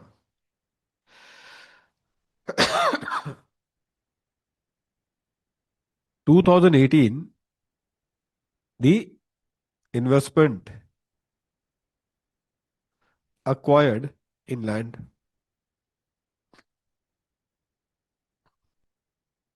for rupees 35 lakhs. Then what happened, students? On 1st of July 2026, what has happened? Conversion of capital asset into stock in trade. Conversion of capital asset into stock in trade, students. Now tell me, students, is the conversion of capital asset into stock in trade, is it a transfer? Yes, it is. So this is a transfer. Okay. Though we know that this is a transfer, but the chargeability is attracted in which tax year? The chargeability is attracted in the tax year in which the stock in trade is sold. So therefore, in that situation, when it is the tax year, here it is 1st of December 27. So tax year 27, 28. Isn't it? Now, if you see in this tax year 27, 28, full, they will calculate the capital gains. They will not only calculate capital gains, they will also calculate business income. Okay. They will not only calculate the capital gains, they will also calculate the business income. Now, students, just have a look what happens here in this regard. All of you. Just pay attention, students. Be careful. What is happening here in this context? So, capital gain is calculated, and the full value of consideration, students, is the fair market value. The full value of consideration is nothing but the fair market value. So, therefore, in this context, the full value of consideration is the FMV. And how much is that? 80 lakhs. As on the date of transfer, students. FMV on transfer date. What is transfer? Conversion of capital asset into stock in trade. So FMV on the date of transfer, which is rupees 80 lakhs, that is the full value of consideration. Okay. Now, against that, students, be careful. Over here, less the cost of acquisition. The cost of acquisition, students, in this case, even though you will say, sir, what about CII? CII, I have told you, don't apply CII. Even though he is eligible for that option of 197.3, but that 197.3 has to be considered where? In the tax liability calculation. See these final points. In today's class, such an important one, students, I will request you to repeat this class one more time. Because such a small calculation steps that we have considered in the today's class. The practical particular calculation errors that you people can easily make. All the traps were being discussed in today's class. Okay? Apart from so small traps which are being there, these were being discussed. So now if you see carefully, cost of acquisition is this. So now 45 lakh, students, is the LTCG. Now he wants to claim exemption under section 85. Question therefore is, if you just have seen, students, exemption under section 85, they have written you have to do the investment within 6 months from the date of transfer. 6 months from the date of transfer. Now you yourself tell me, when he has done the transfer, he did the transfer on 1st of July 2027. Because what is transfer? Transfer means conversion of capital asset into stock in trade. For capital gains, what is transfer? Is conversion of capital asset into a stock in trade is a transfer? Yes. If you say 6 months from here, he need to make an investment. Can he do the investment, student? 6 months from here, this date? Answer is no. Which becomes over here 31st of December 2026. So this is impossible for him to claim an exemption. This is impossible for him, students, to claim an exemption. He cannot make an investment. He don't have the money in his pocket. He don't have a money in his pocket, students. How he can make this particular investment by 31st of December 2026? He can't do that. So CBDT recognized this particular concept. They understood the hardship that the assessee will feel in the context of meeting the time limit of investment in section 85. Because the time limit is a very narrow window. Which is the narrow window? 6 months. 6 months, and that too from the date of transfer. So what they have done is that CBDT has relaxed the time limit for this section 85 case. And what they have said is that CBDT has said that in this context, CBDT, Central Board of Direct Tax, what they have said? 6 months would be considered from the date when the stock in trade is sold. Now, does he have the money in his pocket? Yes. Can he do the investment? Yes. So 6 months time limit will be considered from the date when the stock is sold. And students, in this question, when the stock is sold, 1st of December 2027. When he wants to do the investment in that bonds, in March 2028. From December 2027 to March 2028, is it within 6 months? Yes. So can he claim the exemption? And the answer is yes. So 40 lakhs is what he will invest it, and 5 lakhs would be his taxable LTCG. Is that point clear to all of it, students? Did you appreciate the CBDT's relaxation on the time limit part? All of you. Yes, sir. Why that this relaxation has been introduced? Because they just cannot, students, they just cannot implement the exemption of 85 time limit within that 6 months from the date of transfer for capital gains. So transfer for capital gains would mean including conversion of capital asset into stock in trade. And if I have to take 6 months from there, I need to make the investment by 31st December 2026. Do I have the money in my pocket to make the investment on this date? No. So what happens then? The exemption, the CBDT has relaxed the time limit to make the investment. And now the new relaxation, students, that you can see is students under section 85, 40 lakhs. And that exactly is the point, students. Sir, what in case of the compulsory acquisition when the same thing, perfect. You can definitely, this is a beneficial circular. You have got the point correct, Radha. In the case of compulsory acquisition of law, the same thing happens. Transfer is in the year of compulsory acquisition. And I don't have the money in my pocket. I want to invest in the bonds. 6 months from the date of transfer would mean 6 months from the date when the asset was compulsorily acquired. But I receive the compensation next year or next to next year, first installment. So I will do the computation in that year. Chargeability will happen in that year. Money got received in that year. So, but if you go with section 85, it says no, do the investment within 6 months from the date of transfer. And the transfer has happened on the date of the compulsory acquisition, which is equal to transfer as far as the capital gain is concerned. So therefore, the relaxation applies in all the cases where there is a postponement of charge. And why the postponement of charge is happening? Because the money is not there in your pocket. So therefore, to reduce this hardship, that the circular has been given. You have picked up correctly for that particular compulsory acquisition also. Okay, sir. Fine, students. So I hope that in that spirit, why this particular circular has been introduced, so that these SSC does not unnecessarily feel the heat of the time limit, which is impossible for them to implement. And who will be taking the exemption by taking loan or taking the money from their pocket? At least I should get the consideration of the transfer, and only then I would be having some money to make the investment, isn't it? And that's quite logical also. Now, students, therefore, in this context, so this was just circular, students. Can you see this working note number 2? Module para 4.20. You will also find the circular below that 85. I deliberately have not discussed that thing below that table of section 85 because I just wanted to do this through the practical question itself.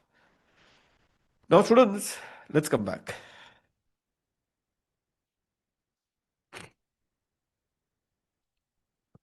Mr. Rohan Desai, students, only the TDS part I will not be discussing right now because TDS part, as I told you, I have kept it so that when you revise it, the TDS also gets integrated in the sum. Mr. Rohan Desai, a resident individual, age 45 years, 45, under the default regime, sells what? Sells long-term investment land on 30 September 2026 for rupees 2 crores. Stamp duty value, students, how much? 2 crores 16 lakhs. Quickly, students, tell me whether stamp duty value would be considered or whether. No, sir. And the answer is no, students. Because stamp duty is considered only when the stamp duty exceeds 110% of the consideration amount. Consideration is 2 crores, 110% will become 2 crores 20 lakhs. Stamp duty value is only 2 crores 16 lakhs. So therefore, stamp duty value will not be considered as the FVC. FVC would be the actual consideration of 2 crores. Transfer expenses of students 4 lakhs. Will that be reduced? Yes. And cost is how much? 60 lakhs. The land was acquired after 23rd July 2024. So at least you will feel so better, isn't it? After 23rd July 2024, he has other normal rate income of how much? 6 lakhs. So this is LTCG and the other income is 6 lakhs. By the due date under section 263 subsection 1, he spends 70 lakhs on construction of one qualifying house and deposits rupees 20 lakhs in CGAS. He also has a liquidity to invest 50 lakhs in eligible section 85 bonds within 6 months. He satisfies the other section 86 condition. Students, are you knowing what exactly is happening? Students, please pay attention. The crux of this particular question is whether the transfer of one capital asset, can that be eligible for, students pay attention, whether the transfer of one capital asset, can that be eligible for what? Multiple exemptions. Like I want to claim exemption under 82 also. I want to claim exemption under 85 also. Can I, in one asset transfer which I have done, can I claim exemption under 2 sections, or I have to get married to only 1 section for exemption purpose? And the answer is, students, you can take more than 1 exemption on the single transfer asset's capital gains. So you may have transferred 1 asset. For that, you have computed only 1 capital gains. But on that capital gains, you may choose to get more than 1 exemption, provided you satisfy the exemption conditions. So what is 82 condition? House against house. Is that getting satisfied over here? Answer is yes. In fact, 70 lakhs he has constructed and deposited 20 lakhs in the CGS. And the balance 50 lakhs, which he has got still further consideration amount, he wants to invest. Where, students, he wants to invest? He wants to invest that balance 50 lakhs in the bonds, for which he wants to claim 85. But for bonds, what is the criteria? Criteria is that any SSC are eligible to claim exemption under section 85. Point number 2 is that the asset has to be a long-term capital asset, being land or building or both. So is it a long-term capital asset? Assume it is a long-term capital asset. Third, the money should be invested in the notified bonds of section 85 within 6 months from the date of transfer. Now that is also he is intending to do. So can he claim the exemption? And the answer is yes, students. So therefore, quickly, students, you can just have a look over here. This particular case study. See the full value of consideration, 2 crores. Expense of transfer reduced. Cost of acquisition, 60 lakhs. No indexation, students. Long-term capital gains, 1 crore 36 lakhs. Deduction under section 86. Students, how much is that? 86. By the way, what he has sold, just a second, students, what he has sold, are they taking in 82 or 80? Which? They are land, students. This is not 82. Students, what he has transferred is not a residential house. He has transferred a land. And if you have transferred a land and then you want to purchase a house, residential house, then whether the exemption will be covered under 82 or 86. 82 requires residential house to be transferred, acquire residential house. That is 82. 86 is any other long-term capital asset you can transfer other than a residential house. And then you have to invest the money where? In the residential house. So this is 86. But if it is 86, students, how the exemption will be calculated? LTCG into the pro rata approach, amount that you have invested in the new asset divided by the net sale consideration. So therefore, if you see over here, just have a look, students, quickly. How much is your long-term capital gains? Long-term capital gains is 1 crore 36 lakhs. 1 crore 36 lakhs. Now, students, if you see over here, deduction under section 86, in that context. Now, students, if you see in this regard, 70 lakhs, he is already, see, 86. How much he has invested? See, 1.3, 1.6 CR into how much he has invested? 70 lakhs already has spent in the construction. Plus another 20 lakhs he is putting where? In the CG account scheme. Within the due date of filing of the ROI. So therefore, the total, this numerator has become 90 lakhs. Sorry. What about the denominator? Denominator is a net sale consideration. And how much is the net sale consideration? If I'm not mistaken, 1.96 CR. Isn't it? 2 crores was a full value of consideration. Then there was some expenses of transfer, 4 lakhs, I suppose. And then 1.96 CR. Now, what exactly is are you getting, students, over here 62 lakhs, 44,898? Just confirm once. Yes, Just yes. So 62 lakhs, 44,898 is your exemption under 86. I hope that all of you are clear with this one. Now he wants to claim deduction, exemption under 85 also. He has the fund. Yes, he has the fund.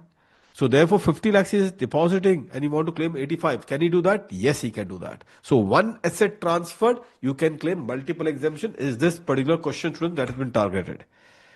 So this is what it is, student. The beauty of this question in that context. So therefore, this is how the things will be considered. So the taxable long-term capital gains becomes 23 lakhs 55,102.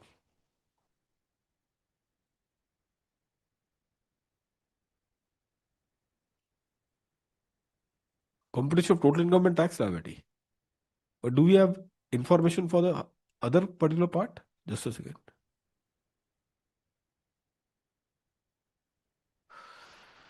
Students, yes, he has got normal rate income, students, of 6 lakhs. See here, they've mentioned 6 lakhs. And he's in a default regime, students. So default regime, students, what happens? You already know. Up to 4 lakhs, nothing. Then you keep increasing that way. Isn't it? Let's start. Let's see, students. In this case. So other sources 4 lakhs, 6 lakhs, LTCG. After this two exemption is this much. So your GTI is 29 lakhs, 55,102. Whether chapter 8 deduction, is it available if you are in the default tax regime, students? In the default tax regime, whether chapter 8 deduction, is it available? No, except for two sections. Two section, students, it is available. Except for that, it is not available. Total income, students, is 29 lakhs. Tax at normal rate at 6 lakhs. So 6 lakhs would be how much, students? Up to 4 lakhs, nothing. 4 lakhs to 6 lakhs. That 2 lakhs would be at 5%. So that becomes 10 lakhs. And then tax under section 197 would be how much? 23 lakhs. Long-term capital gains into 12.5%. This is 2,94,388. Then income tax before rebate and surcharge, 304,388. Okay. Rebate under section 156, students. Please tell me. We discussed this rebate point, isn't it? We discussed, students, this rebate particular point.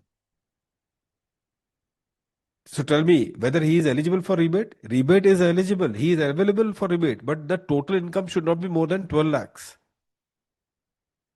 See the notes. We were discussing something about basic exemption limit. Is it available or not?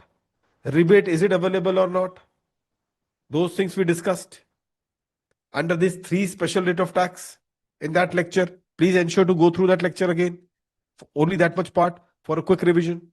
So the answer is that the default tax regime, students, up to 12 lakhs, you are eligible. If your total income does not exceed 12 lakhs, you will get rebate. But if your total income exceeds 12 lakhs, you will not get a single rupee rebate. Except for the marginal relief. So this becomes nil. Income tax before surcharge, students, 3,04,388. This is nil. Tax plus surcharge is 3,04,88. HEC, students, 4%, 12,176. 12,176 is the HEC. And then gross tax liability, students, is how much? 3,16,564 in that scenario. So this TDS part, this is the beauty of this question. You'll appreciate, students, only when the TDS chapter is over. At that time, students, you'll appreciate this. Okay, so till the time, keep this thing as pending part. Once TDS is done, obviously you'll revise this entire notes one more time. That stage, students, you are going to really appreciate this TDS point, why this TDS has been reduced. Okay. For the time being, you will stop till gross tax liability. That much is what is required for all of you. This is one of the very good questions, students. Case study 8 that we discussed just now. Now, one more question, students. This is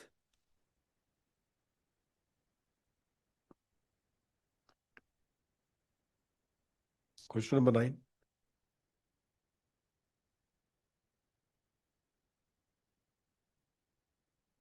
So all the page numbers of module has been given, students, to you, everything, so that if any reference is required, you can always cross-check. So this is a case of full integrated inherited real estate question, cost, forfeited advance, section 78, and land and building tax comparison. Harish Malhotra, a residential individual, inherited through the following chain. What is the chain? His grandfather had mortgaged a residential property.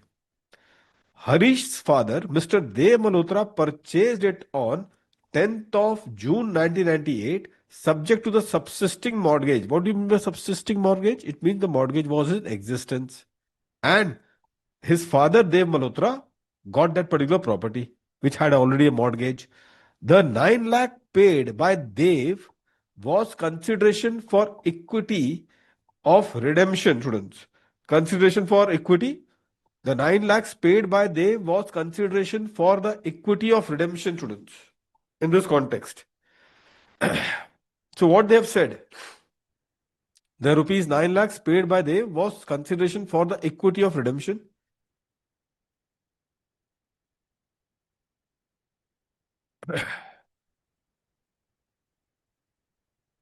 To obtain clear title. So obviously he has to clear the title, students, from his father mortgage, so that Mr. Dev, who is the father of Harish Malhotra, sorry, who is the father of Harish Malhotra, students, for him you are finding it what?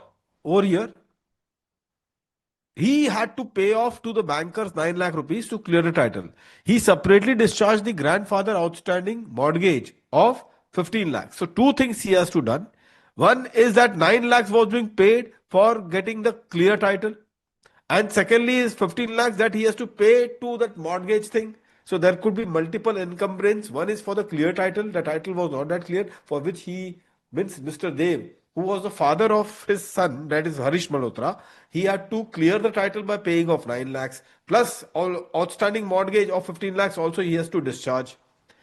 Then Dev got, students, Dev, the son of, Dev spent rupees 4 lakhs on improvement in March 2000. Tell me, students, any improvement done before 1st April to 2001, that improvement has to be ignored, isn't it? So this improvement which is done in March 2000 will be ignored. On 1st April 2001, fair market value was rupees 21 lakhs and stamp duty was rupees 19 lakhs. So this is a date. Fair market value, students, 1st April 2001, students, FMV was 21 lakhs and stamp duty value was 19 lakhs. Tell me one thing. What you are going to take? Whether you will take fair market value or stamp duty value. Recall, we discussed this part.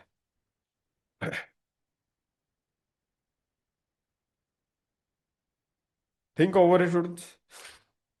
This particular part. We already have discussed this thing, isn't it? Fair market value. Fair market value, students, isn't it? Why? Because the stamp duty value is lower. If the stamp duty value would have been higher, students, then in that situation, the thing would have been quite different at that stage. But still here, no issues are there. Perfect.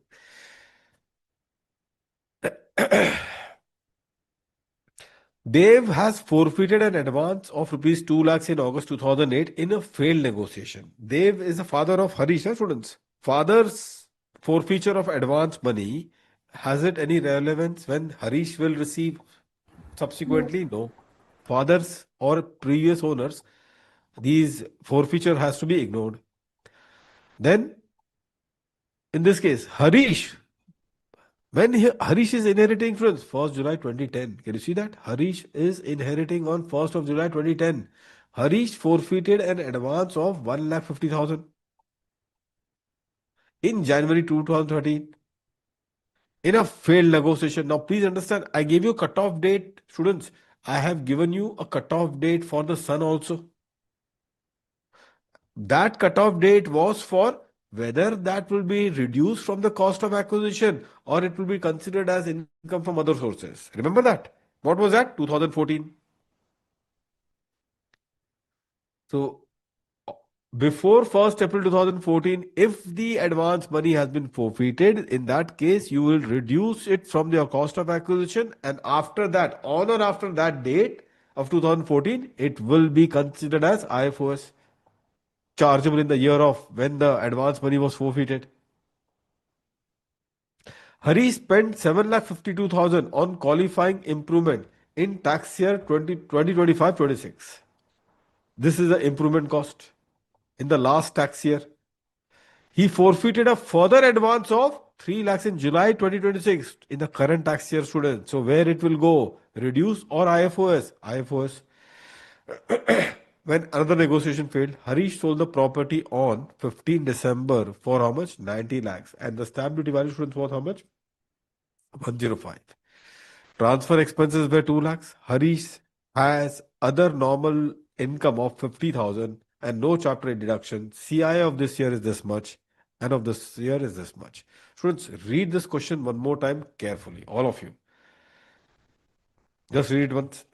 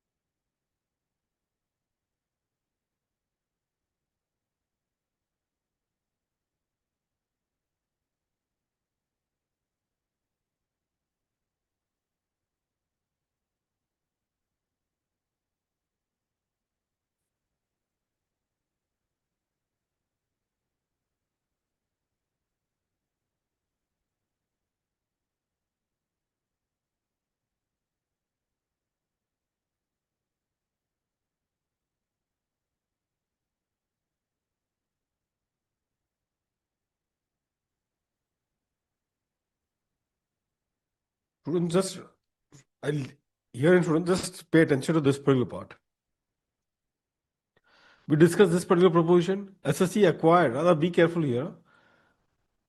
He has acquired before 1st of April 2001. The SSC may use this prescribed substitute cost on FMB as on 1st April 2001 where statutory option applies. But if it's land and building, students, what they have said? For land or building, FMB adopted as on 1st April cannot exceed stamp duty value. Be careful, students, over here.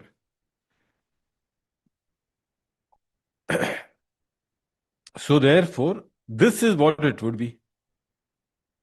This is what it will be, students. So therefore, if you see in this question, the FMB was higher as compared to the stamp duty value. So if stamp duty is available and the stamp duty is lower as compared to the FMB prevailing as on 1st of April, then in that particular case, students, you will always go with the stamp duty value. If stamp duty value is lower in that context. So students, this is one thing which has been there. Now, this will become your FMB. So SDV will become your FMB as on 1st of April 2001. Now, this would be compared with the cost to Dev. Now, cost to Dev means cost to the previous owner, his father, isn't it? And then that cost will be considered plus what he has done, like he has cleared some title, isn't it? He removed the mortgage of 15 lakhs. So that 15 lakhs would be added in that scenario. Our Arunachalam case law we already have seen in the last lecture, last to last lecture. So that also will be added. And then whatever is the amount, so whatever is the amount, that is the cost to the father. This is the stamp duty value, that is the cost to the father. And on this cost to the father, as on for this thing, you will reduce, students, whatever is the advance money that he has forfeited from the cost part. So this is only to arrive at the cost, students. His advance money that he has forfeited, that would be reduced further in that regard. Just a second. Just a second, students.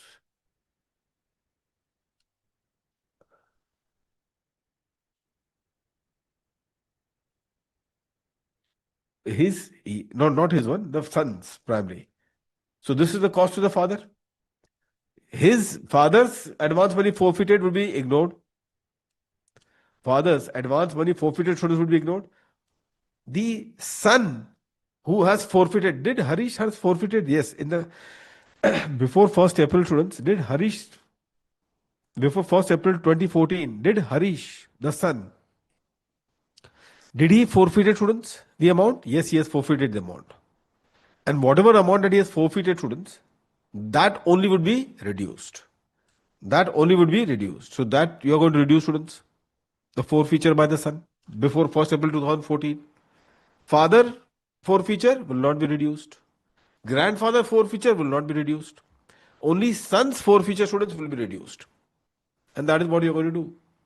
And then that will be the cost which will be there for whom? For this particular son. And then thereafter, students, what is the scenario? The full value of consideration is known to us minus this particular revised cost. That will give you, students, the capital gains. It's actually a wrong timing to take up this particular section. It's quite comprehensive. What I will do, students, for all of you is that we will solve this question. Don't worry in this context. But can you do one thing, students? Can you read through this question 2 times at least before the next class? Just read through this question, students, because it's not that in one go we will be in a position to deal with it. There are too many provisions which are integrated in this context. And I understand that the timing is quite wrong to take up at this particular point of time. And actually, I had a one session also at 3 o'clock with this CFR and RTP. So I had a hectic day today. What I'll do, students, is that can you just go through this particular question one more time? Read through all the data. Just go through this entire data, students, one more time. The concept that you have learned earlier, just jot it down. And then we'll solve this particular concept in the next particular class. Before we start the IFOs part. Before we start the IFOs front, we'll solve this particular question. This needs to be broken up in this context, students. This needs to be broken up. This is a very big question. Not advisable at this particular point of time. But just do one thing, students. Read that question very carefully. Read that question, students, very carefully. Okay? Will that be fine, students? So just today only, students, I'm leaving you a bit early. Just excuse me for the hectic day today. I had a session from 3 o'clock onwards with the ICAI. So we'll meet up, students, on Saturday. But only one thing, students, question number 9 is what I request you, all of you, just to revise this question number 9. Just read that question very carefully. The data should get merged in your mind. Multiple things are there. Grandfather, father, and then son. Clear? Kanaya? Radha? Yogendra? Sir, you are leaving early. We are not accustomed to it. So feeling bad. You have? So feeling bad, sir. You are going early. It was just today, only today, excuse me, because the throat is also, I know, it's strained. And other than that, I think this particular question, the mind also just need a bit of breather. That's the thing, No because issues, that's sir. too Next time we much will of ask information. queries. No, next time at the very start only I'll do this. Okay, sir. Okay, just to have a particular this thing, a clear set of mind. Okay, only one request to all of you students would be that just go through this thing. There are too much of details in this question. Okay, because the solution is quite vast herein. So therefore, just I want to do this question peacefully. That should be all, and then we move to IFOs. Okay, sir. Take care. Bye. Okay. Okay, sir. So, Take care, sir. good night. Let's start. Bye Actually, bye. students, just do one request to all of you before Saturday, because I don't think that Saturday this video would be there. This November 26 RTP session that we took today, if it is possible for all of you just to ensure to complete off in a day or two. Although you'll say, sir, as I told you earlier, also you'll say, sir, what is the use for this November 26? I told you, no, examination, at least you know the preparedness required. You mentally will train yourself that this is how I should be also approaching it. Okay, so this is very relevant. Ensure to go through it because this video may not be there. For your attempt also, this session will be held. But it is better that if you are getting an advantage of this particular session that we have done already today, please take this advantage. I think it will be out. You can just see. You can just see, students. You'll get it. Okay, today only we did it. Okay, students, take care. Sure, I'll see you on sir. Saturday. Yes, sir. Bye bye, Okay, sir. sir. Take care. Bye bye. Thank you. Good night. Good night, students. संगीत जी आज ये बंद करते हैं आज. Hello संगीत जी.